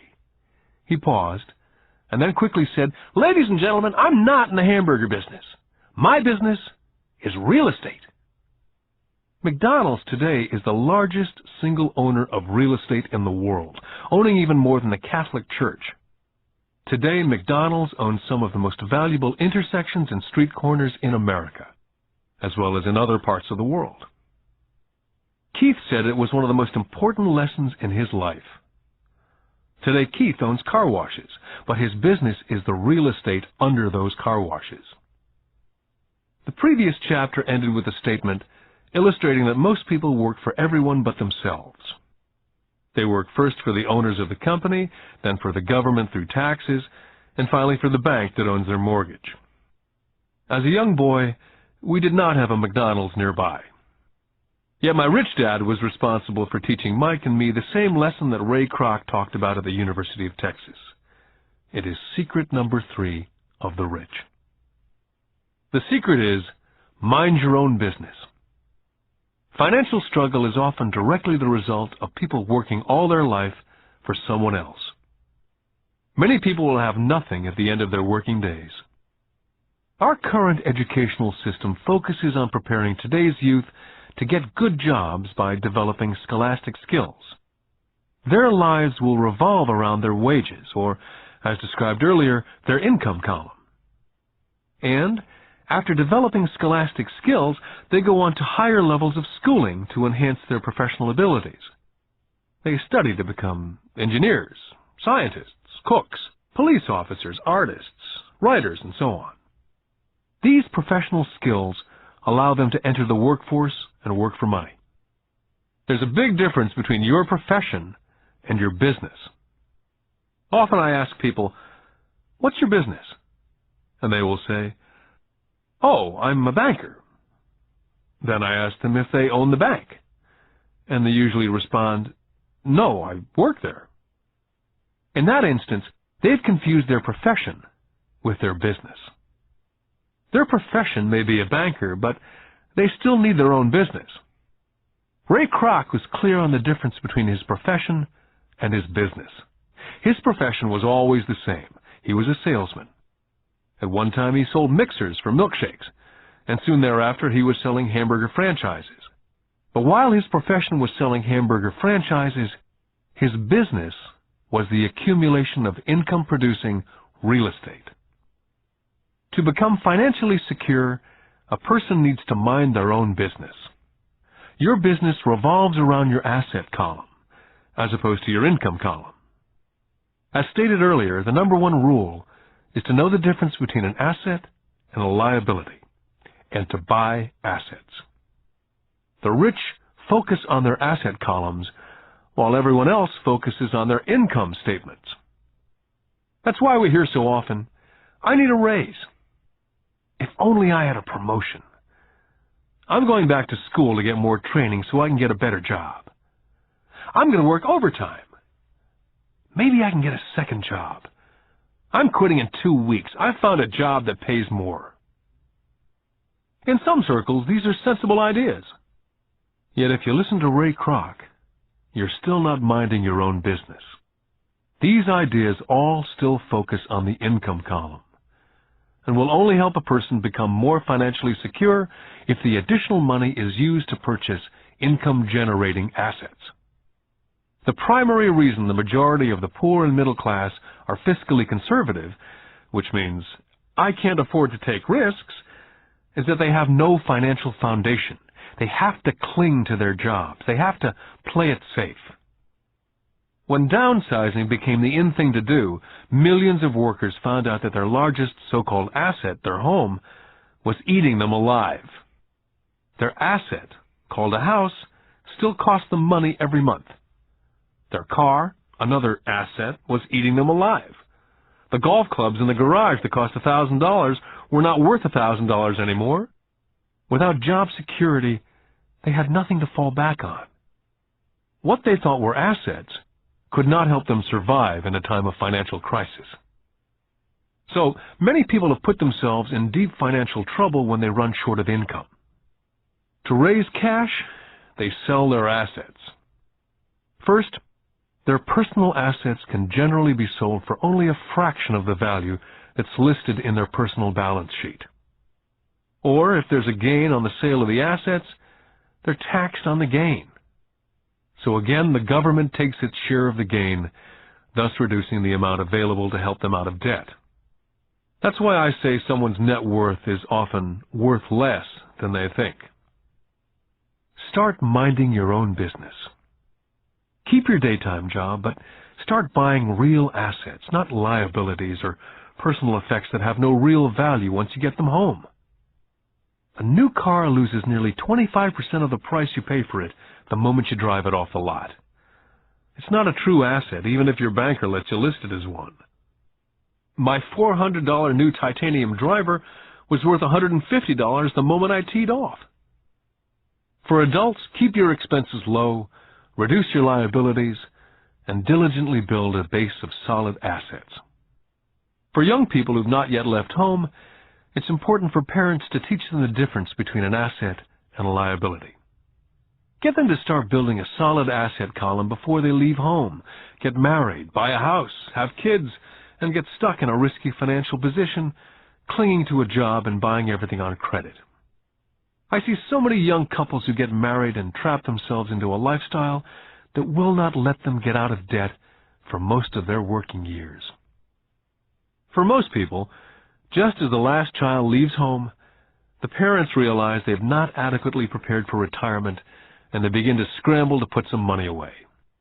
Then their own parents become ill, and they find themselves with new responsibilities. So, what kind of assets am I suggesting that you or your children acquire? In my world, real assets fall into several different categories. First, businesses that do not require my presence. I own them, but they're managed or run by other people. If I have to work there, it's not a business. It becomes my job. Then come categories such as stocks, bonds, mutual funds, income-generating real estate, notes or IOUs, royalties from intellectual property such as music, scripts, patents, and finally anything else that has value, produces income, or appreciates and has a ready market. As a young boy, my educated dad encouraged me to find a safe job. My rich dad, on the other hand, encouraged me to begin acquiring assets that I loved. If you don't love it, you won't take care of it. I collect real estate simply because I love buildings and land. I love shopping for them. I could look at them all day long. When problems arise, the problems are not so bad that it changes my love for real estate. For people who hate real estate, they shouldn't buy it. I love stocks of small companies, especially startups. The reason is that I am an entrepreneur, not a corporate person. In my early years, I worked in large organizations such as Standard Oil of California, the U.S. Marine Corps, and Xerox Corporation. I enjoyed my time with those organizations and have fond memories, but I know deep down I'm not a company man. I like starting companies, not running them. So my stock buys are usually of small companies, and sometimes I even start the company and take it public. Fortunes are made in new stock issues, and I love the game. Many people are afraid of small-cap companies and call them risky, and they are. But risk is always diminished if you love what the investment is, understand it, and know the game. For years, even while I was with the Marine Corps and Xerox, I did what my rich dad recommended. I kept my daytime job, but I still minded my own business. I was active in my asset column. I traded real estate and small stocks. Rich Dad always stressed the importance of financial literacy. The better I was at understanding the accounting and cash management, the better I would be at analyzing investments and eventually starting and building my own company. I would not encourage anyone to start a company unless they really want to. Knowing what I know about running a company, I would not wish that task on anyone. There are times when people cannot find employment where starting a company is a solution for them. The odds are against success. 9 out of 10 companies fail in 5 years. Of those that survive the first 5 years, 9 out of every 10 of those eventually fail as well. So only if you really have the desire to own your own company do I recommend it. Otherwise, keep your daytime job and mind your own business. When I say mind your own business, I mean to build and keep your asset column strong. Once a dollar goes into it, never let it come out. Think of it this way. Once a dollar goes into your asset column, it becomes your employee. The best thing about money is that it works 24 hours a day and can work for generations. Keep your daytime job, be a great hard-working employee, but keep building that asset column. As your cash flow grows, you can buy some luxuries. An important distinction is that rich people buy luxuries last, while the poor and middle class tend to buy luxuries first. The poor and middle class often buy luxury items such as big houses, diamonds, furs, jewelry, or boats because they want to look rich. They look rich, but in reality they just get deeper in debt on credit. The old money people, the long-term rich, built their asset column first. Then the income generated from the asset column bought their luxuries. The poor and middle class buy luxuries with their own sweat, blood, and children's inheritance.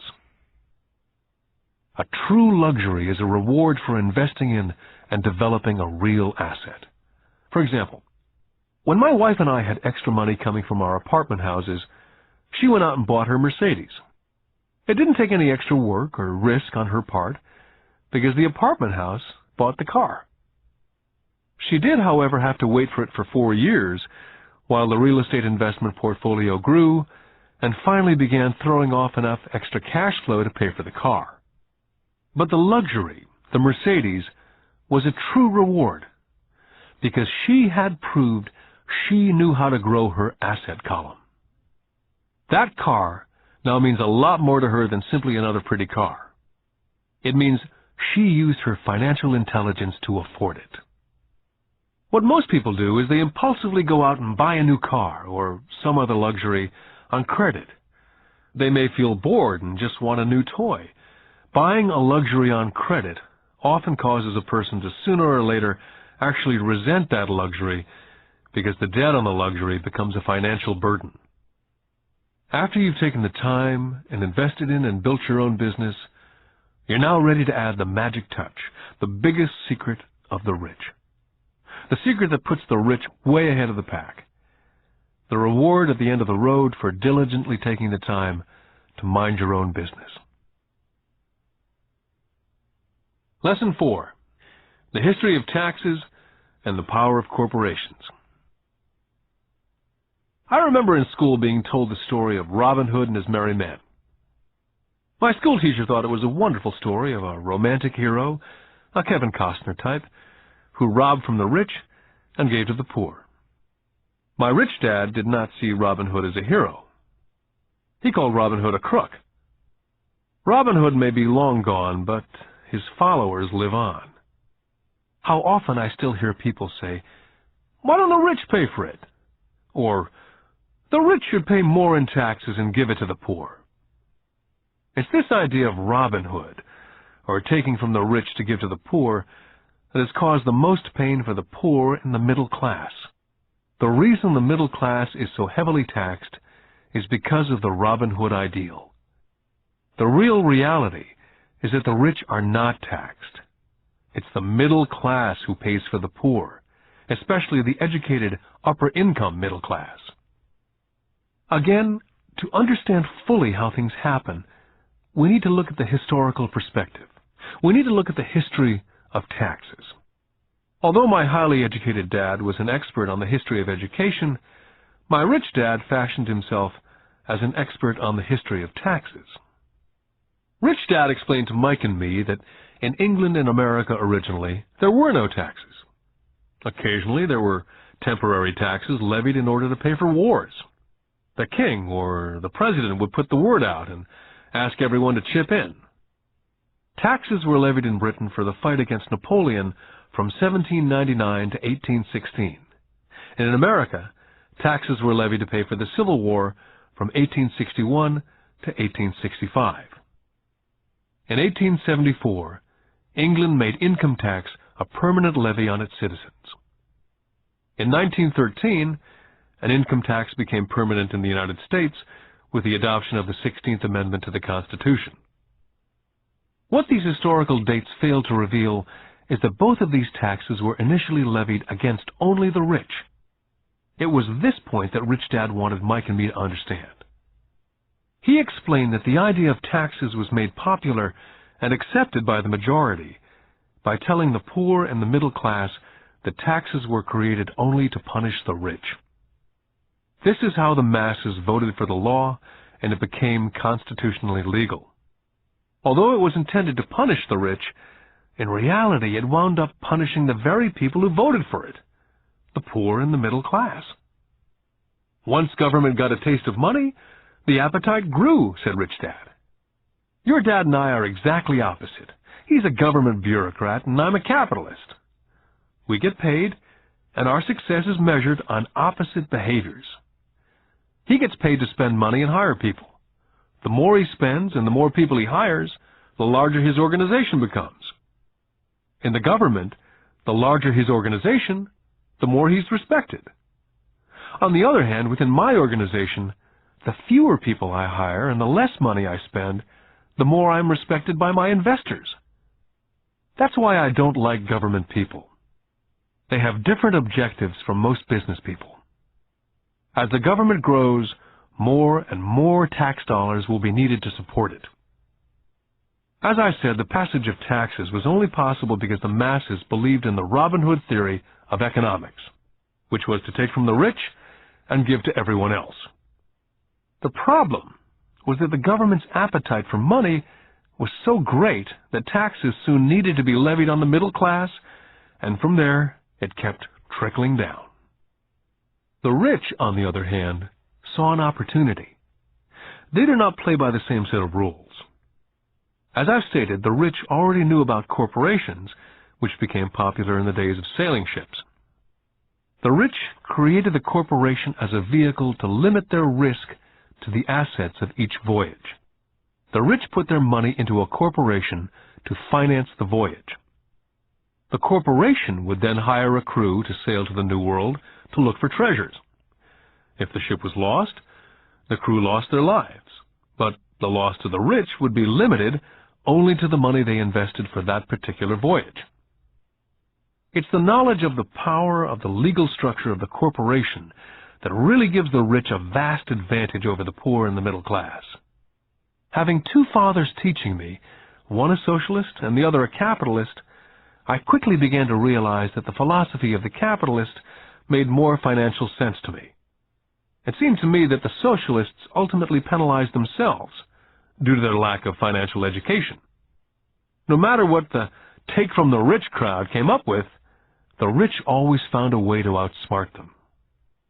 That is how taxes were eventually levied on the middle class. The rich outsmarted the intellectuals solely because they understood the power of money, a subject not taught in schools. How did the rich outsmart the intellectuals? Once the take-from-the-rich tax was passed, cash started flowing into government coffers. Initially, people were happy. Money was handed out to government workers and the rich. It went to government workers in the form of jobs and pensions. It went to the rich via their factories receiving government contracts. The government became a large pool of money, but the problem was the fiscal management of that money. There really is no recirculation. In other words, the government policy, if you were a government bureaucrat, was to avoid having excess money. If you failed to spend your allotted funding, you risked losing it in the next budget. You'd certainly not be recognized for being efficient. Business people, on the other hand, are rewarded for having excess money and are recognized for their efficiency. As this cycle of growing government spending continued, the demand for money increased, and the tax the rich idea was now being adjusted to include lower income levels, down to the very people who voted it in, the poor and the middle class. True capitalists used their financial knowledge to simply find a way to escape. They headed back to the protection of a corporation. A corporation protects the rich. But what many people who've never formed a corporation do not know is that a corporation is not really a thing. A corporation is merely a file folder with some legal documents in it, sitting in some attorney's office registered with a state government agency. It's not a big building with the name of the corporation on it. It's not a factory or a group of people. A corporation is merely a legal document that creates a legal body without a soul. The wealth of the rich was once again protected. Once again, the use of corporations became popular once the permanent income laws were passed, because the income tax rate of the corporation was less than the individual income tax rates. In addition, as I said earlier, certain expenses could be paid with pre-tax dollars within the corporation. This war between the haves and the have-nots has been going on for hundreds of years. It's the take-from-the-rich crowd versus the rich. The battle is waged whenever and wherever laws are made. The battle will go on forever. The problem is, the people who lose are the uninformed, the ones who get up every day and diligently go to work and pay taxes. If they only understood the way the rich play the game, they could play it too. Then they would be on their way to their own financial independence.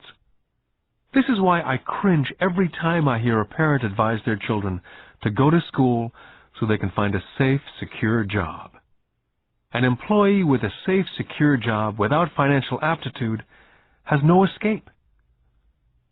Average Americans today work 5 to 6 months for the government before they make enough to cover their taxes. In my opinion, that is a long time.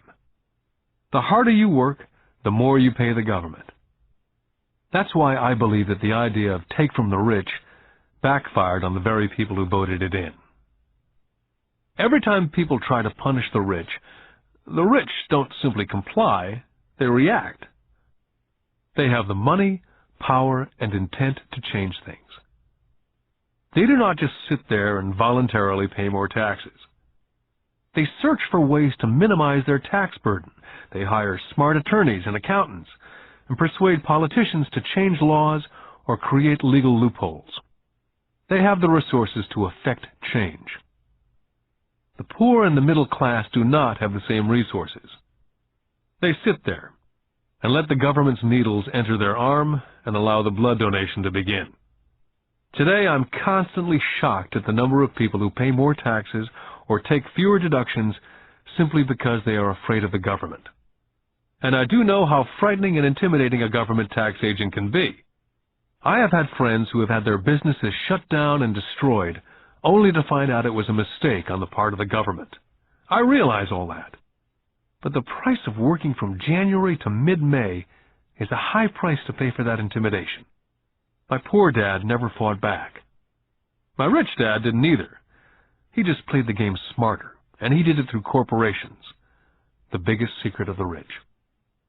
My highly educated dad always encouraged me to seek a good job with a strong corporation. He spoke of the virtues of working your way up the corporate ladder. He didn't understand that by relying solely on a paycheck from a corporate employer, I would be a docile cow ready for milking.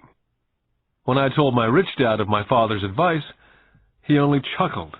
"Why not own the ladder?" was all he said. As a young boy, I didn't understand what Rich Dad meant by owning my own corporation. It was an idea that seemed impossible and intimidating. Although I was excited by the idea, my youth would not let me envision the possibility that grown-ups would someday work for a company I would own. The point is, if not for my rich dad, I would have probably followed my educated dad's advice. It was merely the occasional reminder of my rich dad that kept the idea of owning my own corporation alive and kept me on a different path. By the time I was 15 or 16, I knew I was not going to continue down the path my educated dad was recommending. I did not know how I was going to do it, but I was determined not to head in the direction most of my classmates were heading. That decision changed my life. It was not until I was in my mid-20s that my rich dad's advice began to make more sense. I was just out of the Marine Corps and working for Xerox. I was making a lot of money, but every time I looked at my paycheck, I was always disappointed. The deductions were so large, and the more I worked, the greater the deductions. As I became more successful, my bosses talked about promotions and raises. It was flattering, but I could hear my rich dad asking me in my ear, "Who are you working for? Who are you making rich?" In 1974, while still an employee for Xerox, I formed my first corporation and began minding my own business. There were already a few assets in my asset column, but now I was determined to focus on making it bigger. Those paychecks with all the deductions made all the years of my rich dad's advice make total sense. I could see the future if I followed my educated dad's advice. Many employers feel that advising their workers to mind their own business is bad for business. I'm sure it can be for certain individuals, but for me, focusing on my own business, developing assets, made me a better employee. I now had a purpose. I came in early and worked diligently, amassing as much money as possible so I could begin investing in real estate. Hawaii was just set to boom, and there were fortunes to be made. The more I realized we were in the beginning stages of a boom, the more Xerox machines I sold. The more I sold, the more money I made, and of course, the more deductions there were from my paycheck. It was inspiring. I wanted out of the trap of being an employee so badly that I worked harder, not less. By 1978, I was consistently one of the top 5 salespeople in sales, often number 1. I badly wanted out of the rat race. In less than 3 years, I was making more in my own little corporation, which was a real estate holding company, than I was making at Xerox. And the money I was making in my asset column in my own corporation was money working for me, not me pounding on doors selling copiers. My rich dad's advice made much more sense. Soon the cash flow from my properties was so strong that my company bought me my first Porsche. My fellow Xerox salespeople thought I was spending my commissions. I wasn't. I was investing my commissions in assets. My money was working hard to make more money. Each dollar in my asset column was a great employee, working hard to make more employees and buy the boss a new Porsche with before-tax dollars. I began to work harder for Xerox. The plan was working, and my Porsche was the proof. By using the lessons I learned from my rich dad, I was able to get out of the proverbial rat race of being an employee at an early age. It was made possible because of the strong financial knowledge I'd acquired through these lessons. Without this financial knowledge, which I call my financial IQ, my road to financial independence would have been much more difficult. I now teach others through financial seminars in the hope that I may share my knowledge with them. Whenever I do my talks, I remind people that financial IQ is made up of knowledge from 4 broad areas of expertise. The first area is accounting, what I call financial literacy, a vital skill if you want to build an empire. The more money you're responsible for, the more accuracy is required, or the house comes tumbling down. This is the left brain side, or the details. Financial literacy is the ability to read and understand financial statements. This ability allows you to identify the strengths and weaknesses of any business. The second is investing, what I call the science of making money. This involves strategies and formulas. This is the right brain side, or the creative side. Next, you must obtain expertise in understanding markets, the science of supply and demand. There's a need to know the technical aspects of the market, which is emotion-driven. The Tickle Me Elmo doll during Christmas 1996 is a case of technical or emotion-driven market.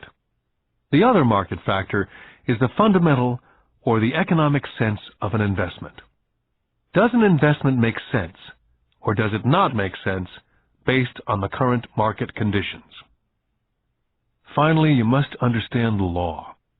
For instance, utilizing a corporation wrapped around the technical skills of accounting, investing, and markets can aid explosive growth. An individual with the knowledge of the tax advantages and protection provided by a corporation can get rich so much faster than someone who's an employee or a small business sole proprietor. It's like the difference between someone walking and someone flying. The difference is profound when it comes to long-term wealth. A corporation can do so many things that an individual cannot, like pay for expenses before it pays taxes. That is a whole area of expertise that is so exciting, but not necessary to get into unless you have sizable assets or a business. Employees earn and get taxed, and they try to live on what's left. A corporation earns, spends everything it can, and is taxed on anything that's left. It's one of the biggest legal tax loopholes that the rich use. They're easy to set up and are not expensive if you own investments that are producing good cash flow. For example, by owning your own corporation, car payments, insurance, repairs are company expenses. Most restaurant meals are partial expenses, and on and on. All are paid for legally with pre-tax dollars. Lesson 5. The Rich Invent Money. I've been teaching professionally since 1984. It's been a great experience and rewarding. It's also a disturbing profession, for I've taught thousands of individuals, and I see one thing in common in all of us, myself included. We all have tremendous potential, and we are all blessed with gifts. Yet the one thing that holds all of us back is some degree of self-doubt. It's not so much the lack of technical information that holds us back, but more the lack of self-confidence. Some are more affected than others. Once we leave school, most of us know that it's not as much a matter of college degrees or good grades that count. In the real world, outside of academics, something more than just grades is required.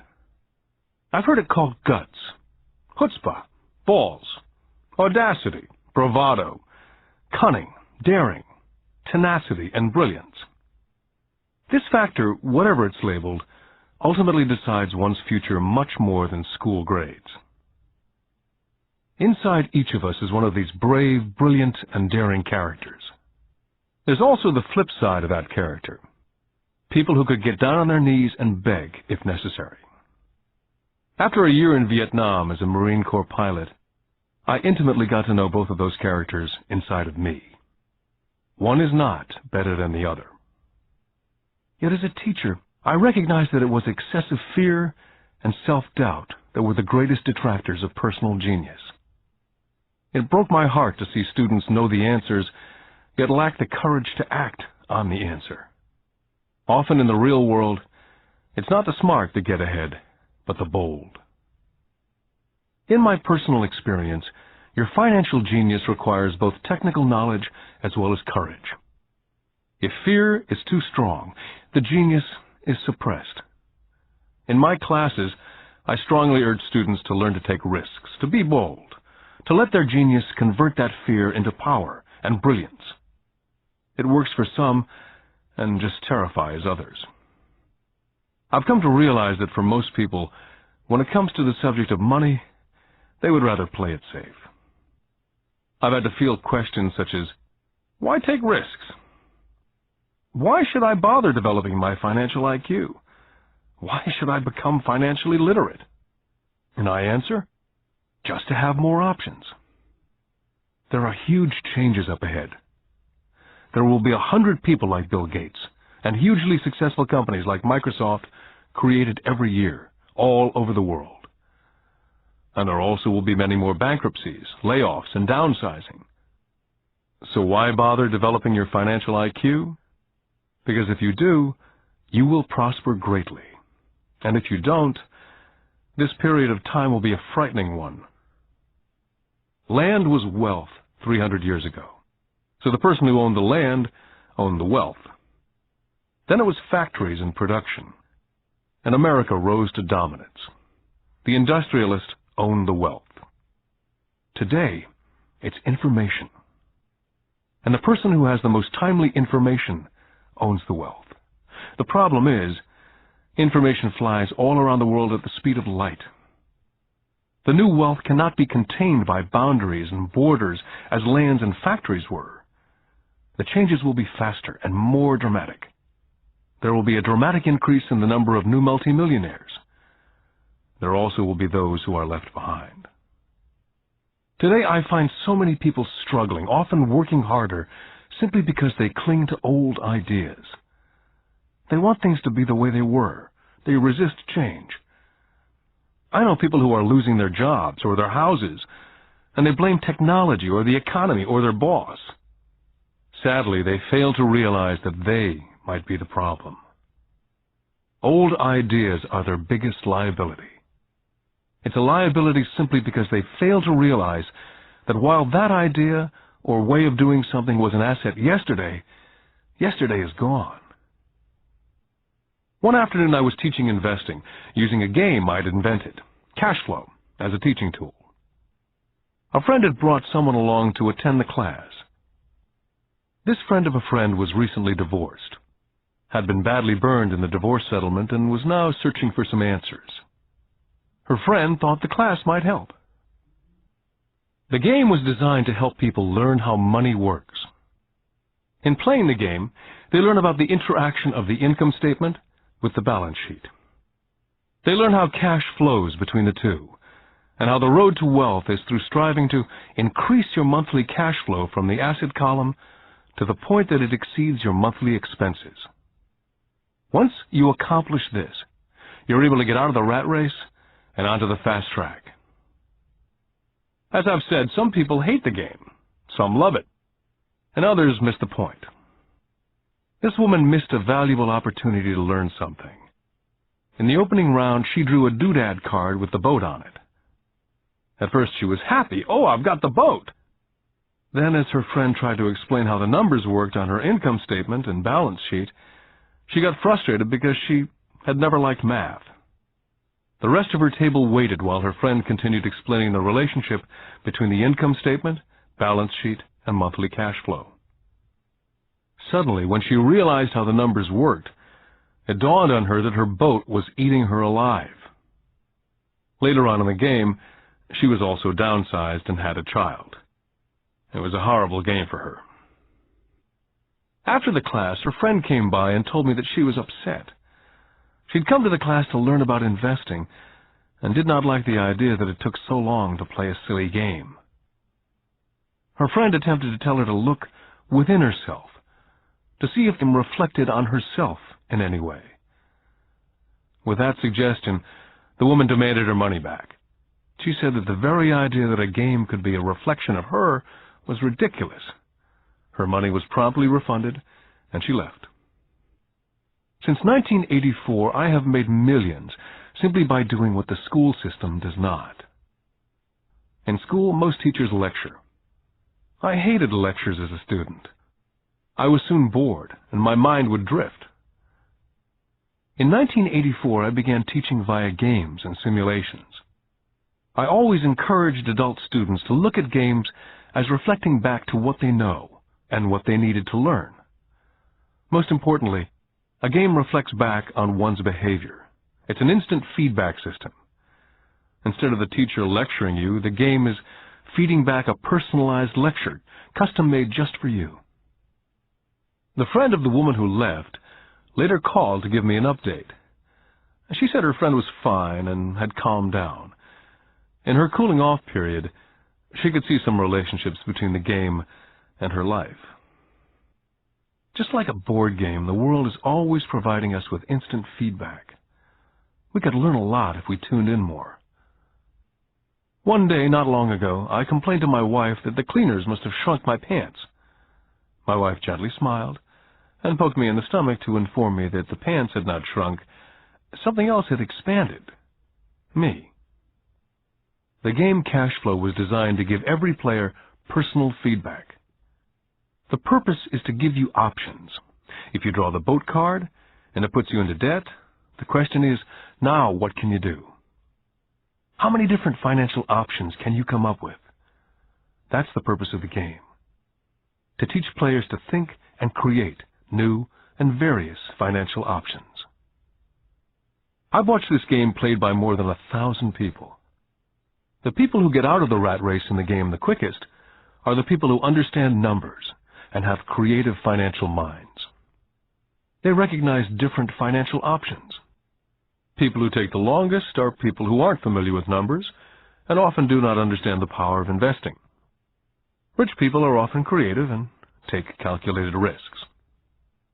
There have been people playing Cash Flow who gain lots of money in the game, but they don't know what to do with it. Most of them have not been financially successful in real life either. Everyone else seems to be getting ahead of them, even though they have money. And that's true in real life. There are a lot of people who have a lot of money and do not get ahead financially. Limiting your options is the same as hanging on to old ideas. I have a friend from high school who now works at 3 jobs. 20 years ago, he was the richest of all my classmates. When the local sugar plantation closed, the company he worked for went down with the plantation. In his mind, he had the one option, and that was the old option: work hard. The problem was, he couldn't find an equivalent job that recognized his seniority in the old company. As a result, he's overqualified for the jobs he currently has, so his salary is lower. He now works 3 jobs to earn enough to survive. I've watched people playing Cash Flow complaining that the right opportunity cards are not coming their way, so they sit there. I know people who do that in real life. They wait for the right opportunity. I've watched people get the right opportunity card and then not have enough money. Then they complain they would have gotten out of the rat race if they'd had more money. So they sit there. I know people in real life who do that also. They see all the great deals, but they have no money. And I have people pull a great opportunity card, read it out loud, and have no idea that it's a great opportunity. They have the money, the time is right, they have the card, but they can't see the opportunity staring at them. They fail to see how it fits into their financial plan for escaping the rat race. And I know more people like that than all the others combined. Most people have an opportunity of a lifetime flash right in front of them, and they fail to see it. A year later, They find out about it after everyone else got rich. Financial intelligence is simply having more options. If the opportunities aren't coming your way, what else can you do to improve your financial position? If an opportunity lands in your lap and you have no money and the bank won't talk to you, what else can you do to get the opportunity to work in your favor? If your hunch is wrong and what you've been counting on doesn't happen, how can you turn a lemon into millions? That is financial intelligence. It's not so much what happens, but how many different financial solutions you can think of to turn a lemon into millions. It's how creative you are in solving financial problems. Most people only know one solution: work hard, save, and borrow. So why would you want to increase your financial intelligence? Because you want to be the kind of person who creates your own luck. You can take whatever happens and make it better. Few people realize that luck is created, just as money is.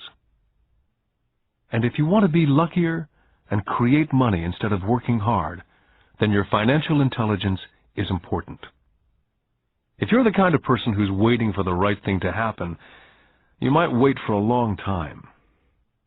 It's like waiting for all the traffic lights to be green for 5 miles before starting the trip. As young boys, Mike and I were constantly told by my rich dad that money is not real. Rich Dad occasionally reminded us of how close we came to the secret of money on that first day we got together and began making money out of plaster of Paris. The poor and middle class work for money, he would say. The rich make money. The more real you think money is, the harder you will work for it. If you can grasp the idea that money is not real, you will grow richer faster. What is it?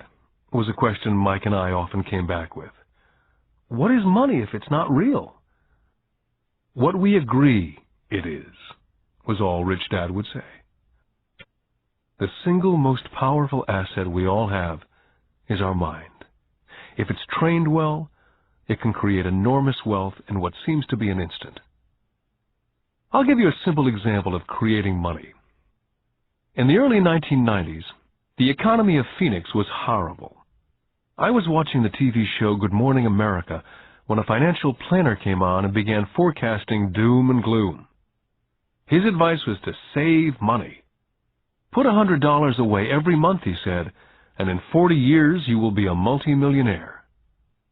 Well, putting money away every month is a sound idea.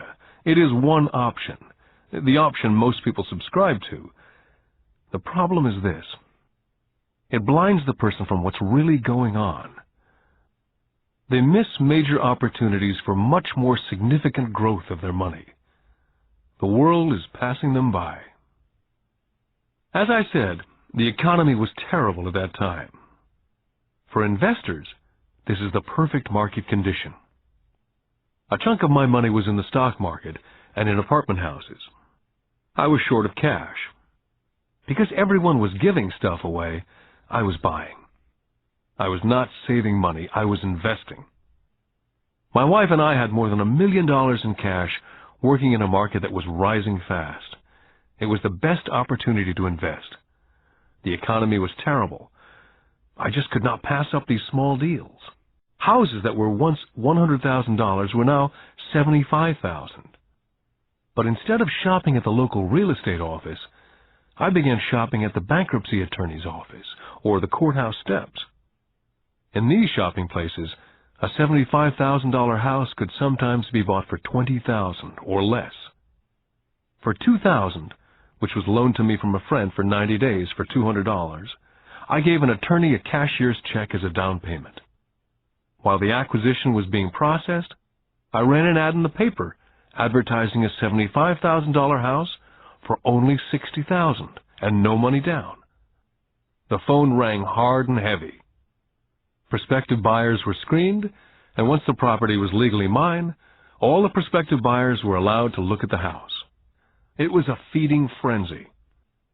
The house sold in a few minutes. I asked for a $2,500 processing fee, which they gladly handed over, and the escrow and title company took over from there. I returned the $2,000 to my friend with an additional $200. He was happy, the home buyer was happy, the attorney was happy, and I was happy. I'd sold a house for $60,000 that cost me $20,000.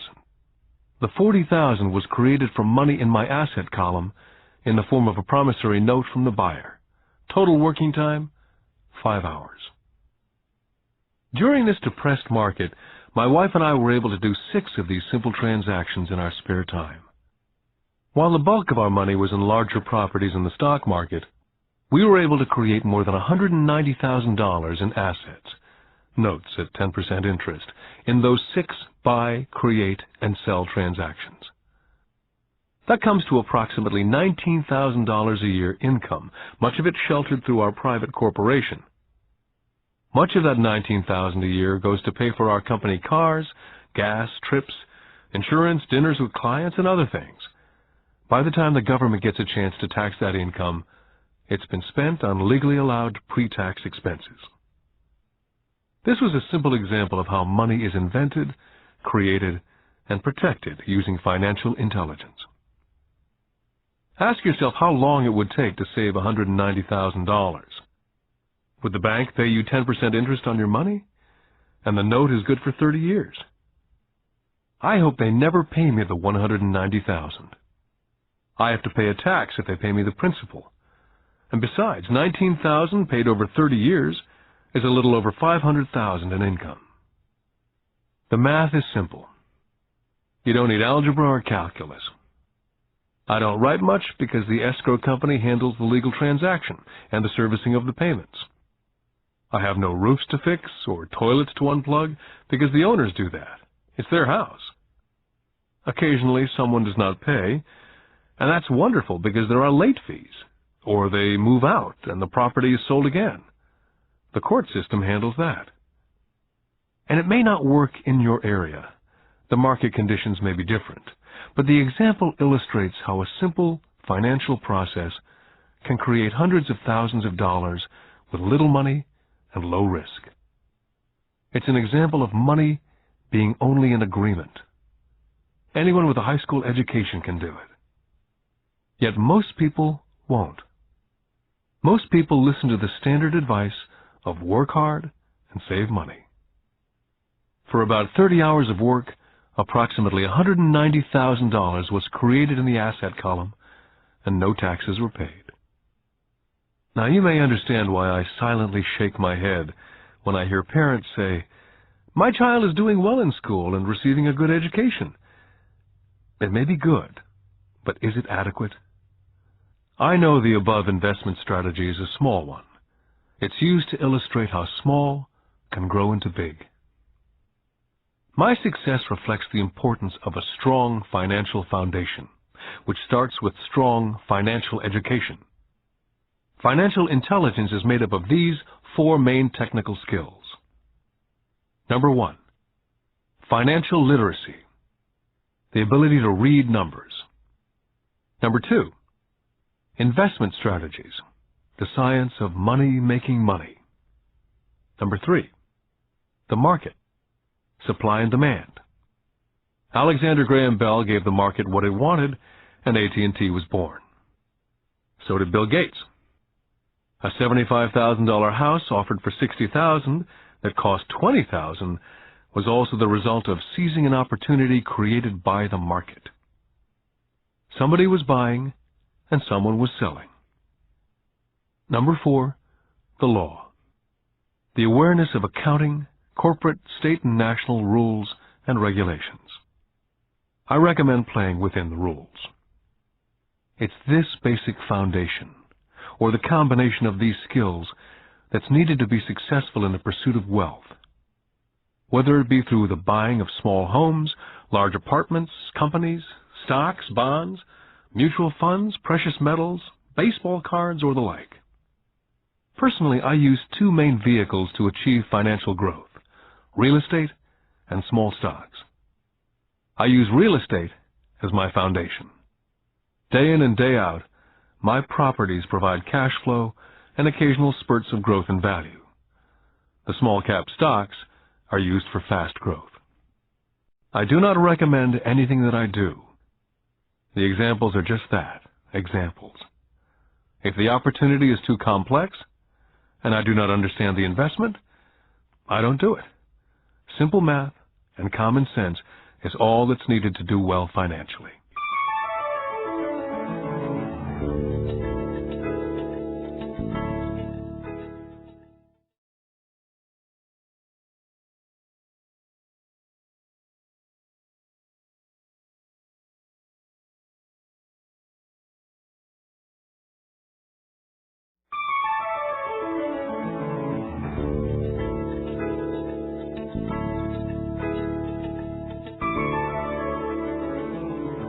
Lesson 6.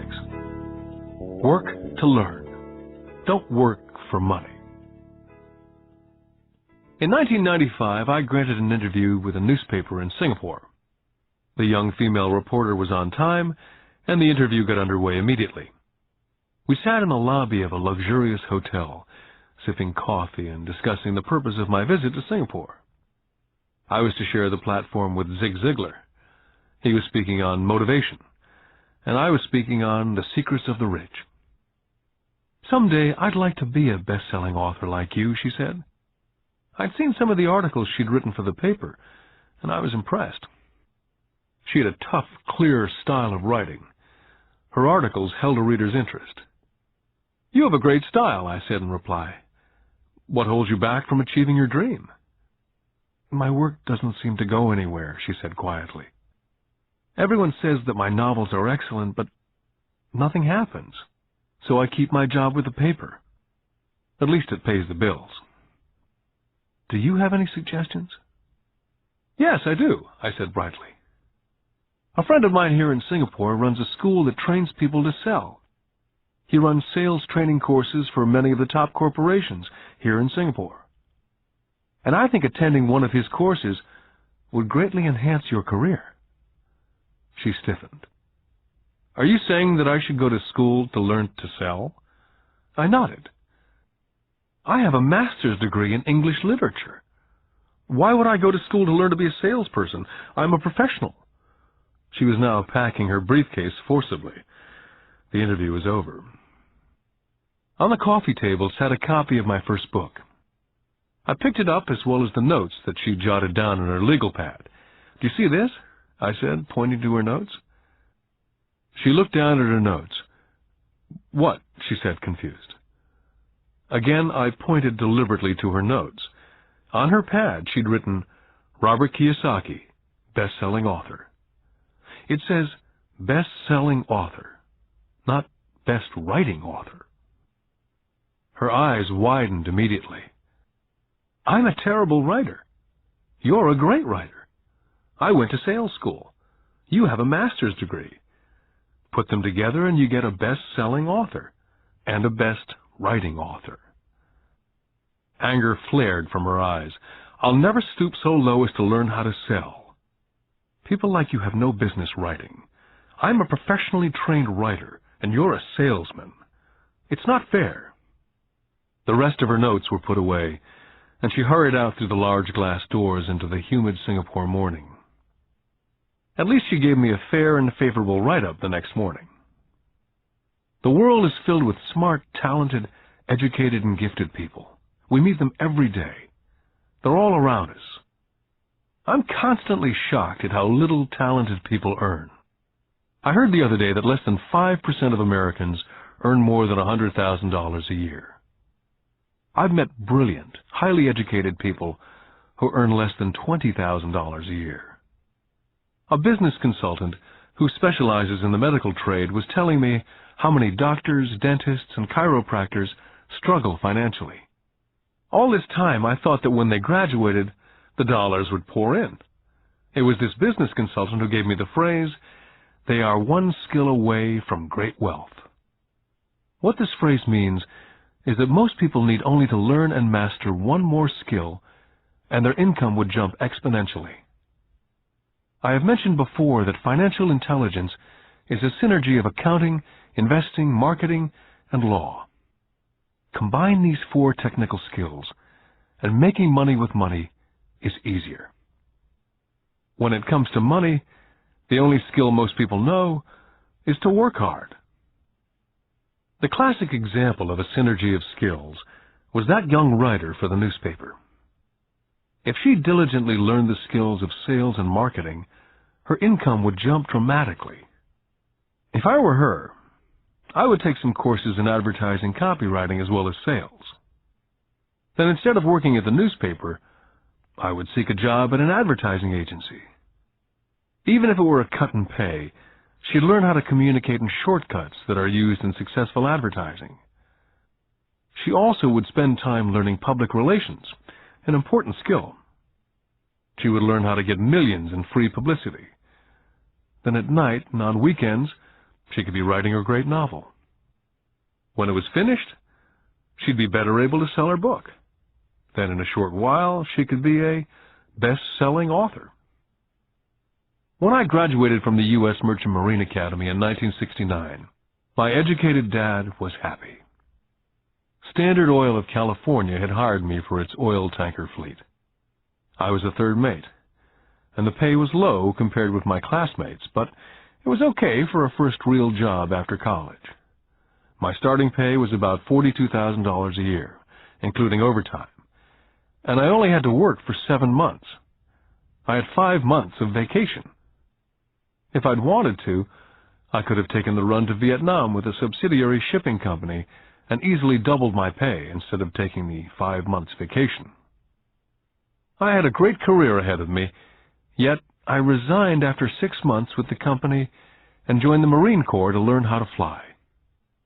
My educated dad was devastated. Rich Dad congratulated me.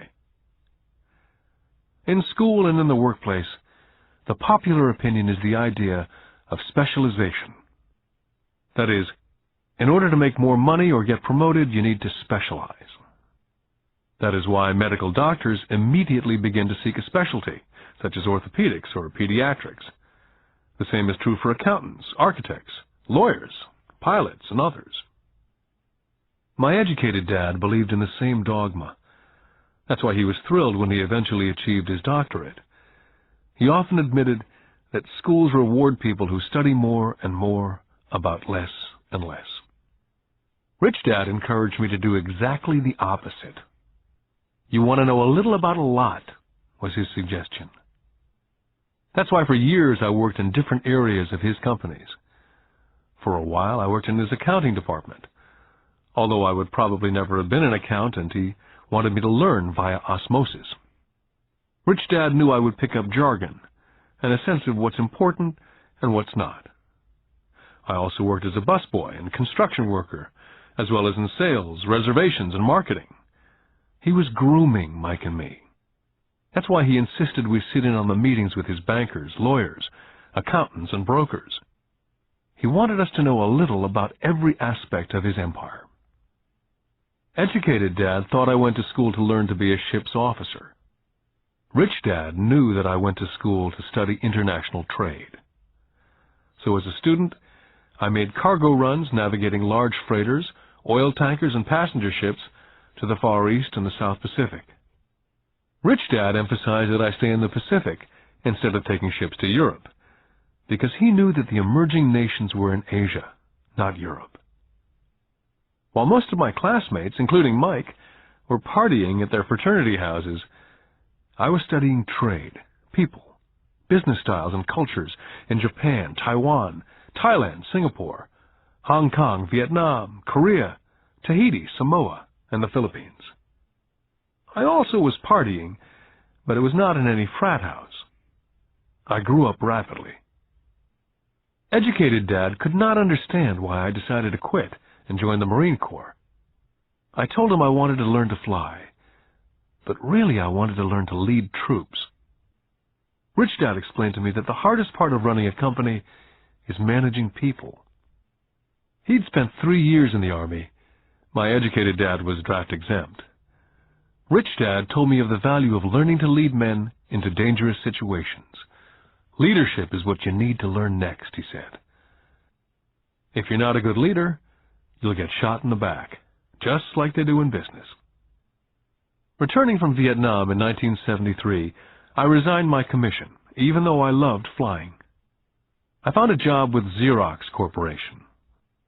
I joined it for one reason, and it was not for the benefits. I was a shy person, and the thought of selling was the most frightening subject in the world. Xerox was one of the best sales training programs in America. Rich Dad was proud of me. My educated dad was ashamed. Being an intellectual, he thought that salespeople were below him. I worked with Xerox for 4 years, until I overcame my fear of knocking on doors and being rejected.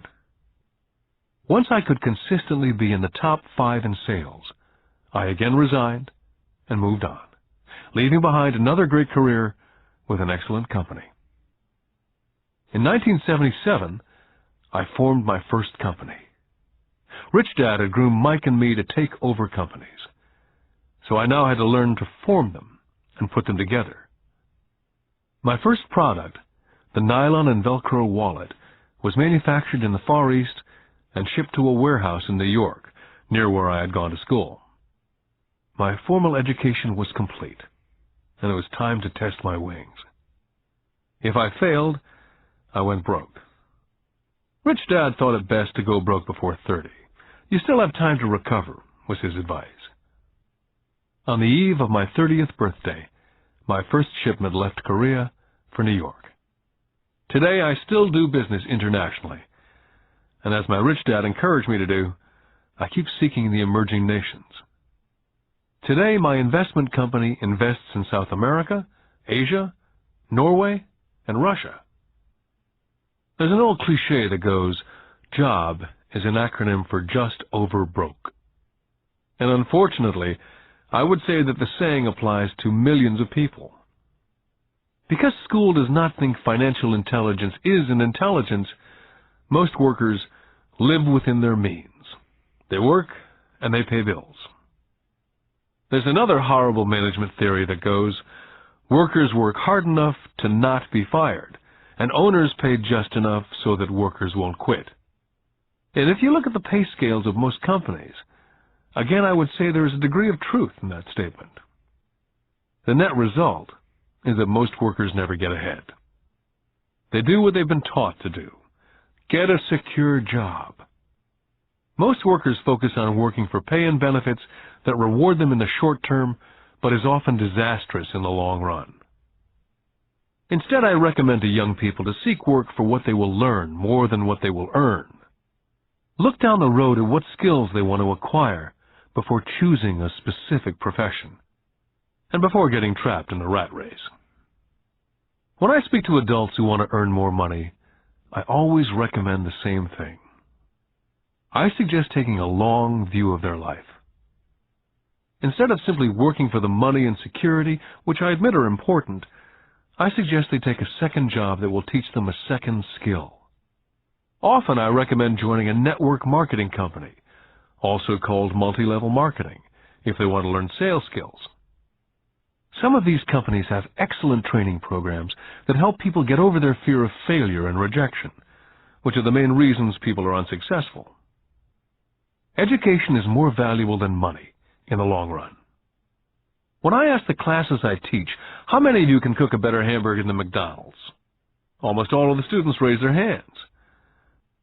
I then ask, so if most of you can cook a better hamburger, how come McDonald's makes more money than you?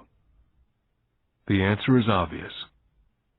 McDonald's is excellent at business systems.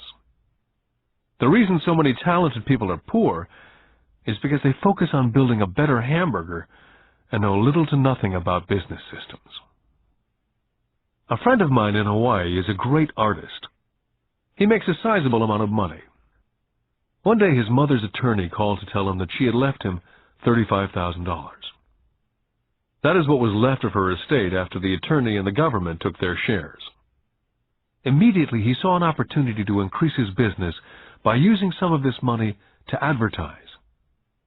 2 months later, his first 4-color full-page ad appeared in an expensive magazine that targeted the very rich. The ad ran for 3 months. He received no replies from the ad, and all of his inheritance is now gone. He now wants to sue the magazine for misrepresentation. This is a common case of someone who can build a beautiful hamburger but knows little about business. When I asked him what he'd learned, his only reply was that advertising salespeople are crooks. I then asked him if he'd be willing to take a course in sales and a course in direct marketing. His reply, "I don't have the time, and I don't want to waste my money." The world is filled with talented poor people. All too often they're poor or struggle financially or earn less than they're capable of, not because of what they know, but because of what they do not know. They focus on perfecting their skills at building a better hamburger rather than the skills of selling and delivering the hamburger. Maybe McDonald's does not make the best hamburger, but they are the best at selling and delivering a basic average burger. Poor Dad wanted me to specialize. That was his view on how to be paid more. Rich Dad advised that Mike and I groom ourselves. Many corporations do the same thing.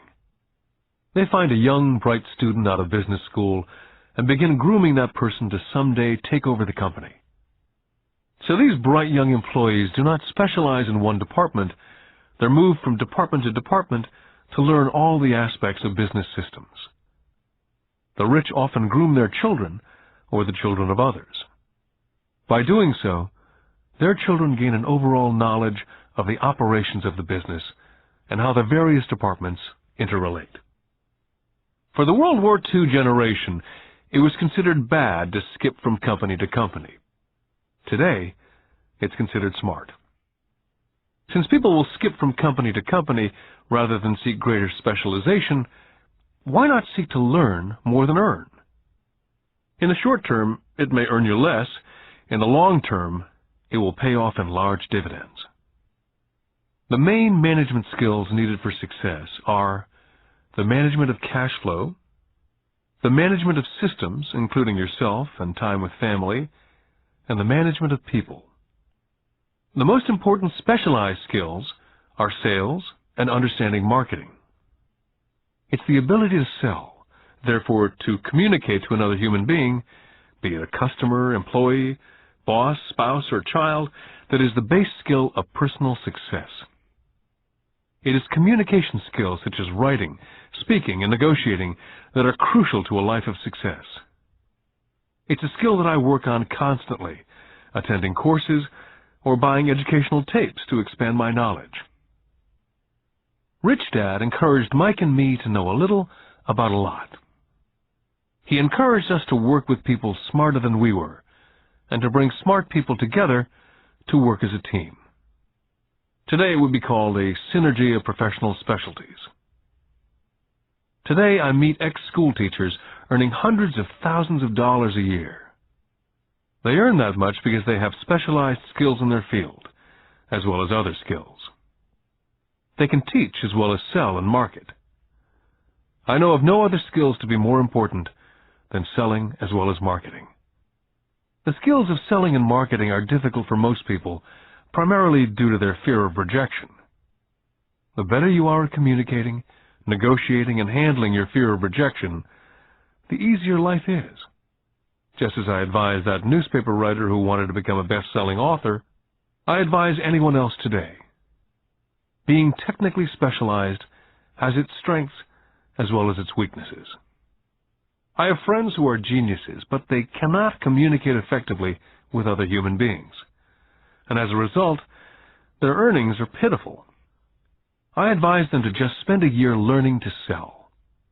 And even if they earn nothing, their communication skills will improve. And that is priceless. Getting started. I wish I could say acquiring wealth was easy for me, but it wasn't. So in response to the question, how do I start, I offer the thought process I go through on a day-by-day basis. It really is easy to find great deals. I promise you that. It's just like riding a bike. After a little wobbling, it's a piece of cake. But when it comes to money, it's the determination to get through the wobbling that's a personal thing. To find million-dollar deals of a lifetime requires us to call on our financial genius. I believe that each of us has a financial genius within us. The problem is, our financial genius lies asleep, waiting to be called upon. It lies asleep because our culture has educated us into believing that the love of money is the root of all evil. It's encouraged us to learn a profession so we can work for money, but failed to teach us how to have money work for us. It taught us not to worry about our financial future. Our company or the government would take care of us when our working days are over. However, it's our children, educated in the same school system, who will end up paying for it. The message is still to work hard, earn money, and spend it. And when we run short, we can always borrow more. Unfortunately, 90% of the Western world subscribes to the above dogma simply because it's easier to find a job and work for money. If you're not one of the masses, I offer you the following 10 steps to awaken your financial genius. I simply offer you the steps I have personally followed. If you want to follow some of them, great. If you don't, make up your own. Your financial genius is smart enough to develop its own list. Step number 1. I need a reason greater than reality. If you ask most people if they would like to be rich or financially free, they would say yes. But then reality sets in. The road seems too long with too many hills to climb. It's easier just to work for money and hand the excess over to your broker. A reason or a purpose is a combination of wants and don't wants. When people ask me what my reason for wanting to be rich is, it's a combination of deep emotional wants and don't wants. I will list a few. First, the don't wants, for they create the wants. I don't want to work all my life. I don't want what my parents aspired for, which was job security and a house in the suburbs. I don't like being an employee. Now the wants. I want to be free to travel the world and live in a lifestyle I love. I want to be young when I do this. I want to simply be free. I want control over my time and my life. I want money to work for me. Those are deep-seated emotional reasons. What are yours? As I said, I wish I could say it was easy. It wasn't. But it wasn't hard either. But without a strong reason or purpose, anything in life is hard. Step number 2. I choose daily. The power of choice. That is the main reason people want to live in a free country. We want the power to choose. Financially, with every dollar we get in our hands, we hold the power to choose our future to be rich, poor, or middle class. Our spending habits reflect who we are. Poor people simply have poor spending habits. Most people choose not to be rich. For 90% of the population, being rich is too much of a hassle. So they invent sayings that go, "I'm not interested in money," or "I'll never be rich," or "I don't have to worry, I'm still young," or "When I make some money, then I'll think about my future," or "My wife handles the finances." The problem with those statements is they rob the person who chooses to think such thoughts of two things. One is time, which is your most precious asset, and 2 is learning. Just because you have no money, it shouldn't be an excuse to not learn. But that is a choice we all make daily. The choice of what we do with our time, our money, and what we put in our heads. That is the power of choice. All of us have choice. I just choose to be rich, and I make that choice every day. Step number 3. Choose friends carefully. First of all, I do not choose my friends by their financial statements. I have friends who have actually taken the vow of poverty, as well as friends who earn millions every year. The point is, I learn from all of them, and I consciously make the effort to learn from them. But there's one distinction that I'd like to point out. I've noticed that my friends with money talk about money, and I do not mean brag. They're interested in the subject. so I learned from them and they learned from me. My friends whom I know are in dire straits financially do not like talking about money, business, or investing. They often think it rude. So I also learn from my friends who struggle financially. I find out what not to do. Step number 4. Master a formula and then learn a new one. In order to make bread, every baker follows a recipe, even if it's only held in their head. The same is true for making money. That's why money is often called dough. When it comes to money, the masses generally have one basic formula they learned in school, and that is work for money. The formula I see that is predominant in the world is that every day millions of people get up and go to work, earn money, pay bills, balance checkbooks, buy some mutual funds, and go back to work. That is the basic formula or recipe. If you're tired of what you're doing or you're not making enough, it's simply a case of changing the formula via which you make money. Years ago, when I was 26, I took a weekend class called How to Buy Real Estate Foreclosures. I learned a formula. The next trick was to have the discipline to actually put into action what I had learned. That is where most people stop. For 3 years while working for Xerox, I spent my spare time learning to master the art of buying foreclosures. I've made several $1 million using that formula, but today it's too slow, and too many other people are doing it. So after I mastered that formula, I went in search of other formulas. For many of the classes, I did not use the information I learned directly, but I always learned something new. Step number 5. Pay yourself first. The power of self-discipline. If you cannot get control of yourself, do not try to get rich. You might first want to join the Marine Corps or some religious order, so you can get control of yourself. It makes no sense to invest, make money, and blow it. It's the lack of self-discipline that causes most lottery winners to go broke soon after winning millions. It's the lack of self-discipline that causes people who get a raise to immediately go out and buy a new car or take a cruise. It's difficult to say which of the 10 steps is the most important, but of all the steps, this step is probably the most difficult to master if it's not already a part of your makeup. I would venture to say that it's the lack of personal self-discipline that is the #1 delineating factor between the rich, poor, and middle class. I do not take the saying, pay yourself first, lightly.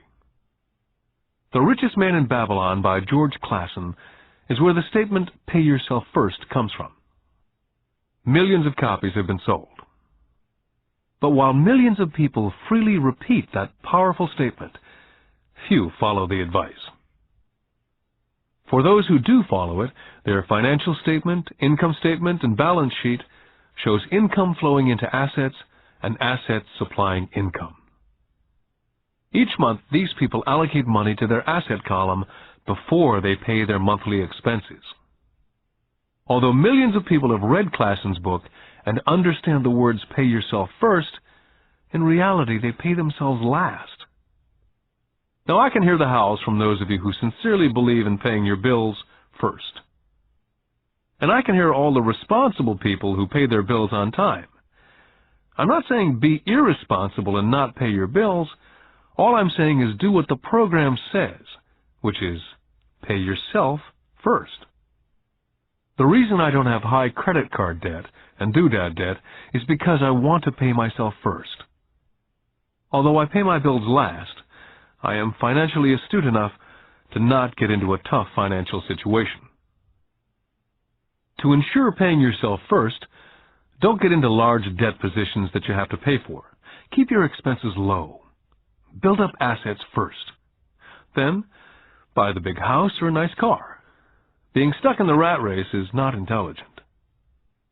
And when you come up short, let the pressure build and don't dip into your savings or investments. Use the pressure to inspire your financial genius to come up with new ways of making more money and then pay your bills. you will have increased your ability to make more money as well as your financial intelligence. Step number 6. Pay your brokers well. I often see people posting a sign in front of their house that says, "For sale by owner." Or I see on TV today many people claiming to be discount brokers. My rich dad taught me to take the opposite tack. He believed in paying professionals well, and I have adopted that policy also. Today I have expensive attorneys, accountants, real estate brokers, and stockbrokers. Why? Because if, and I do mean if, the people are professionals, their services should make you money. And the more money they make, the more money I make. We live in an information age. Information is priceless. A good broker should provide you with information as well as take the time to educate you as to its meaning. Step number 7. Be an Indian giver. This is the power of getting something for nothing. When the first white settlers came to America, they were taken aback by a cultural practice some American Indians had. For example, if a settler was cold, the Indian would give the person a blanket. Mistaking it for a gift, the settler was often offended when the Indian asked for it back. The Indians also got upset when they realized the settlers did not want to give it back. That is where the term Indian giver came from. A simple cultural misunderstanding. In the world of the asset column, being an Indian giver is vital to wealth. The sophisticated investor's first question is, how fast do I get my money back? They also want to know what they get for free, also called a piece of the action. That is why the ROI, or return of and on investment, is so important. Frequently, my broker will call me and recommend I move a sizable amount of money into the stock of a company that he feels is just about to make a move that will add value to the stock, like announcing a new product. I will move my money in for a week to a month while the stock moves up. Then I pull my initial dollar amount out and stop worrying about the fluctuations of the market because my initial money is back and ready to work on another asset. So my money goes in and then it comes out, and I own an asset that was technically free. Step number 8. Assets buy luxuries. As I said in the section, pay yourself first. If a person cannot master the power of self-discipline, it's best not to try to get rich. For while the process of developing cash flow from an asset column in theory is easy, it's the mental fortitude of directing money that's hard. Due to external temptations, it's much easier in today's consumer world to simply blow it out of the expense column. Because of weak mental fortitude, that money flows into the paths of least resistance. That is the cause of poverty and financial struggle. I love my luxuries as much as anyone else. The difference is, some people buy their luxuries on credit. It's the keep up with the Joneses trap.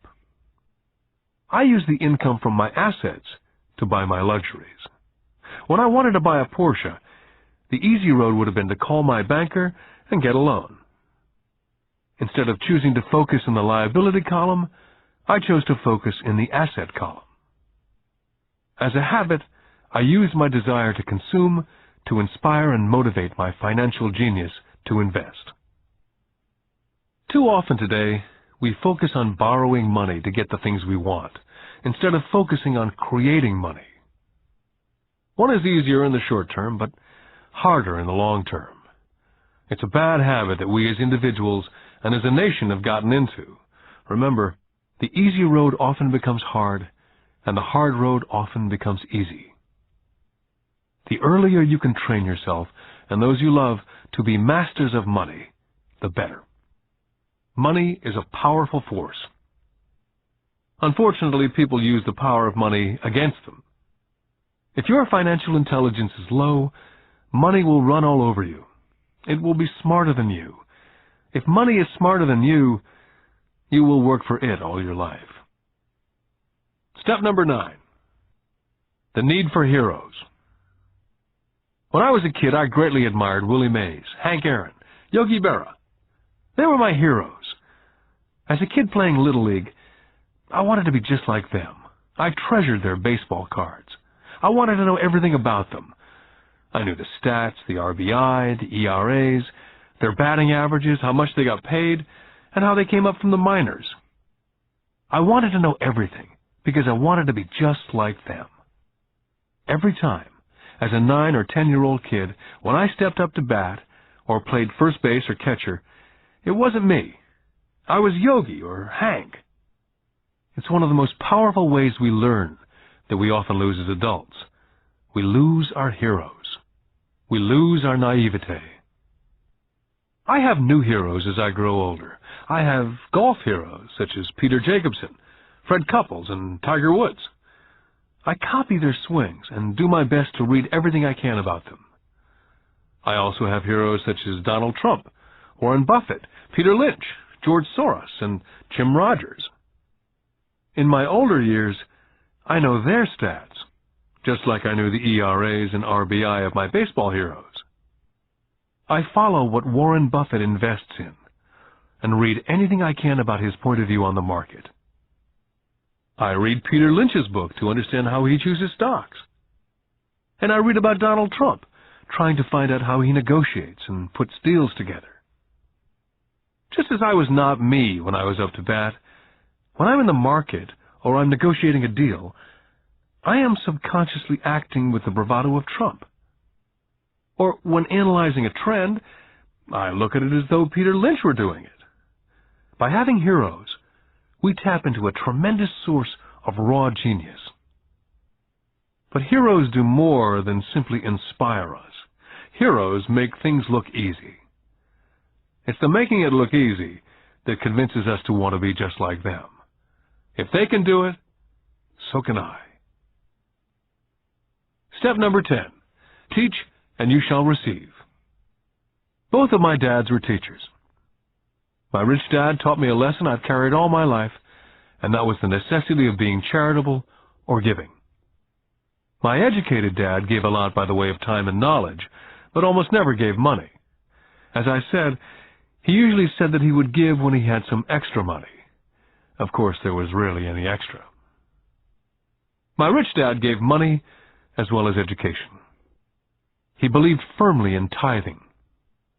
If you want something, you first need to give, he would always say.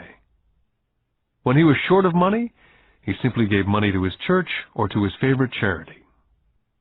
If I could leave one single idea with you, it's that idea. Whenever you feel short or in need of something, give what you want first, and it will come back in buckets. That's true for money, a smile, love, friendship. I know it's often the last thing a person may want to do, but it's always worked for me. I just trust that the principle of reciprocity is true, and I give what I want. My rich dad would often say, poor people are more greedy than rich people. He would explain that if a person was rich, that person was providing something that other people wanted. In my life, over all these years, whenever I felt needy or short of money or short of help, I simply went out and found in my heart what I wanted and decided to give it first. And when I gave, it always came back.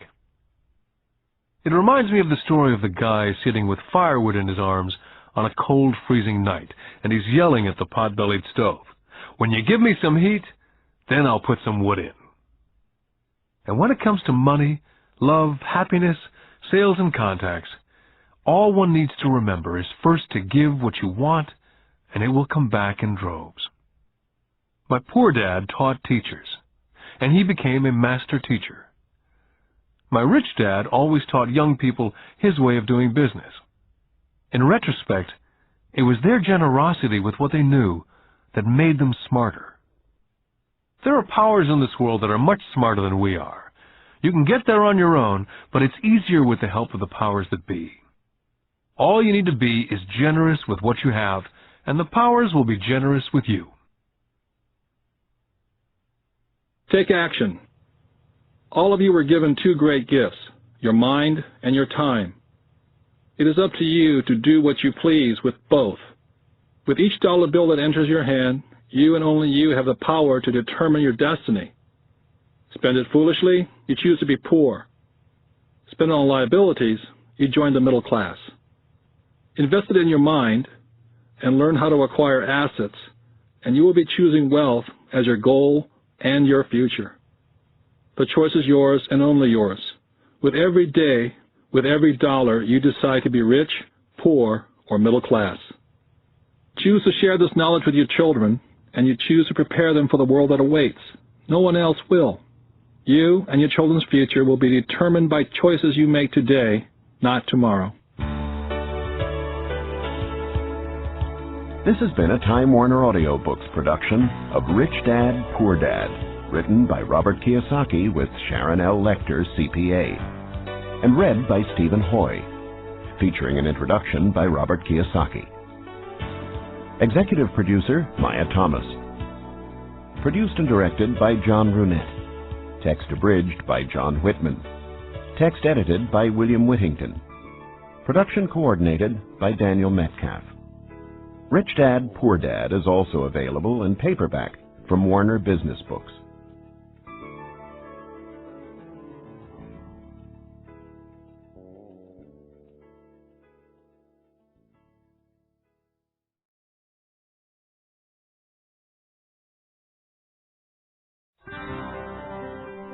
Here's a sample from audio bestseller Rich Dad's Cash Flow Quadrant, a guide to financial freedom, written by Robert T. Kiyosaki with Sharon L. Lechter, CPA.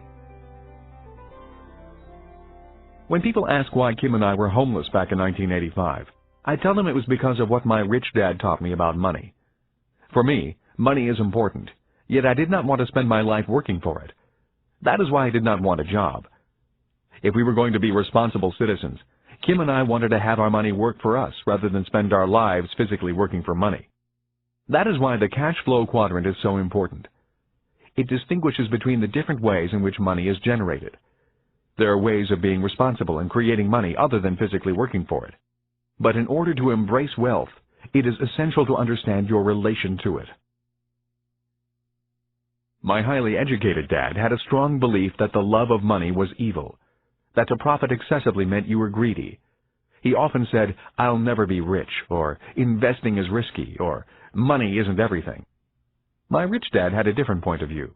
He thought it foolish to spend your life working for money and pretend that money was not important. Rich Dad believed that life was more important than money, but money was important for supporting life. He often said, "You only have so many hours a day, and you can only work so hard. So why work hard for money? Learn to have money, and people work hard for you, and you can be free to do the things that are important." To my rich dad, what was important was to have lots of time to raise his kids, to have money to donate to charities and projects he supported, to bring jobs and financial stability to the community, to have time and money to take care of his health, and to be able to travel the world with his family. "Those things take money," said Rich Dad. "That is why money is important to me. Money is important, but I don't want to spend my life working for it." It was my rich dad who often referred to the cash flow quadrant when I was a young boy. He would explain to me the difference between someone who was successful on the left side versus the right side. Having two dynamic and successful father figures around me gave meaning to what each was saying. But it was what they were doing that allowed me to begin to notice the differences between the ES side of the quadrant and the BI side. One painful lesson I experienced as a young boy was simply how much time one dad had available to spend with me versus the other. As the success and prominence of both dads grew, it was obvious that one dad had less and less time to spend with his wife and 4 children. My real dad was always on the road, at meetings, or dashing off to the airport for more meetings. The more successful he got, the fewer dinners we had together as a family. Weekends he spent at home in his crowded little office buried under paperwork. My rich dad, on the other hand, had more and more free time as his success grew. One of the reasons I learned so much about money, finance, business, and life was simply because my rich dad had more and more free time for his children and me. Rich Dad's Cash Flow Quadrant is also available in paperback from Warner Business Books. Here's a sample from audio bestseller Rich Dad's Guide to Investing: What the Rich Invest in that the Poor and Middle Class Do Not. Written by Robert T. Kiyosaki with Sharon L. Lechter, CPA. Investor lesson number 1: the choice. When it comes to money and investing, people have 3 fundamental reasons or choices for investing, Rich Dad said. They are to be secure, to be comfortable, or to be rich. Rich Dad went on to say, all 3 choices are important. The difference in one's life occurs when the choices are prioritized. He explained that most people make their money and investment choices in that exact order. In other words, their first choice when it comes to money decisions is security. Second is comfort, and third is to be rich. That is why most people make job security their highest priority. After they have a secure job or profession, then they focus on comfort. The last choice for most people is to be rich. Rich Dad said, most people dream of becoming rich, but it is not their first choice. He went on to say, only 3 out of 100 people in America are rich because of this priority of choices. For most people, if becoming rich disturbs their comfort or makes them feel insecure, they will forsake becoming rich. That is why so many people want that one hot investment tip. People who make security and comfort their first and second choices look for ways to get rich quick that are easy, risk-free, and comfortable. A few people do get rich on one lucky investment, but all too often they lose it all again. I often hear people say, I'd rather be happy than rich. That comment has always sounded very strange to me, since I have been both rich and poor, and in both financial positions I have been both happy and unhappy. I wonder why people think they have to choose between happiness and being rich. When I reflect upon this lesson, it occurs to me that what people are really saying is that I'd rather feel secure and comfortable than be rich. That is because if they felt insecure or uncomfortable, they were not happy. For me, I was willing to feel insecure and uncomfortable in order to be rich. I have been rich and poor as well as happy and unhappy.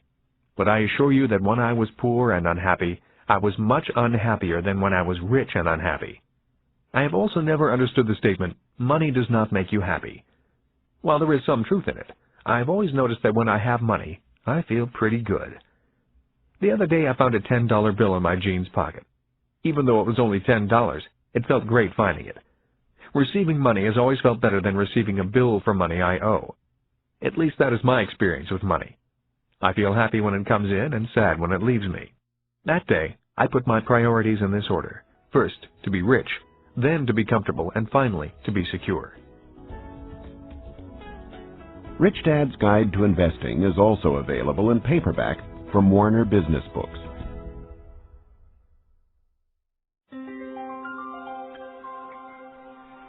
Here's a sample from Rich Dad's Rich Kid, Smart Kid, giving your children a financial head start. The latest book from the New York Times best-selling authors Robert T. Kiyosaki and Sharon L. Lechter, CPA. When I was a little boy, my rich dad often said, money is an idea. He would go on to say, money can be anything you want it to be. If you say, I'll never be rich, then the chances are you'll never be rich. If you say, I can't afford it, then chances are you can't. My smart dad said much the same about education. Is it possible that every child is born with the potential to be rich and smart? This program is about fostering and preserving that possibility. Both my dads were great teachers. Both men were smart men. But they were not smart in the same subjects, and they did not teach the same things. Yet as different as they were, both dads believed the same things about all kids. Both dads believed all kids are born smart and all kids are born rich. They both believed a child learns to be poor and learns to believe that he or she is less smart than other kids. Both dads were great teachers because they believed in bringing out the genius that each child is born with. In other words, they did not believe in putting knowledge in. They believed in bringing the child's genius out. Both my dads were great teachers because they rarely tried to cram their ideas into my head. They often said very little, waiting instead for me to ask when I wanted to know something. Or they asked me questions, seeking to find out what I knew, rather than simply telling me what they knew. And not to forget the moms. My mom was a great teacher and role model also. She was my teacher for unconditional love, kindness, and the importance of caring for other people. I once heard that boys marry women just like their moms, and I would say that is true for me. My wife Kim is also an extremely kind and loving person. I did not know my best friend Mike's mom very well. Yet the times I was over at their home, Mike's mother was also very kind and attentive to what we were doing. Although a very private person, she was always interested in what Mike and I were learning at school and in the business. I could tell she was a great life partner for Mike's dad. Although I did not know her very well, I learned from her the importance of listening to others, letting others talk, and being respectful of the ideas of others, even if they clash with your ideas. She was a great communicator in a very quiet way. Lessons from my mom and dad. The number of single-parent families I see today concerns me. Having both a mom and a dad as teachers was important in my development. My dad would often say, "True intelligence is knowing what is appropriate rather than what is simply right or wrong." As a 6-year-old boy, I learned from my mom that I needed to be kind and gentle. But when I found myself constantly confronted by bullies at school, I also learned that I could at times be too kind and gentle. I hated being called fatty and Dumbo. Consequently, after talking with my dad, I learned to be strong and to stand up for myself. But there had to be balance. My father told me that many people live in a black and white world or a right and wrong world. Many say, don't push back, and some say, push back. The key to being successful in life is, if you must push back, you need to know exactly how hard to push. When I got pushed or put down, I learned exactly how hard to push back. Knowing exactly how hard to push requires much more intelligence than simply saying, don't push back, or push back. My dad would often say, true intelligence is knowing what is appropriate rather than what is right or wrong. I think today we need to be more intelligent with our strengths and our weaknesses. It used to be when I was a kid, and I got angry with another guy at school. We would begin to wrestle, get tired, and then the fight would be over. The worst that happened was an occasional torn shirt or bloody nose. Today, kids get angry, start thinking in the less intelligent right and wrong mode, break out their guns and shoot each other. We may be in the information age, and kids may be more worldly than their parents, but we can all learn to be more intelligent with our information and our emotions. We need to learn from both our mothers and fathers. Because of so much more information, we need to be that much more intelligent. Rich Dad's Rich Kid, Smart Kid is also available in paperback from Warner Business Books.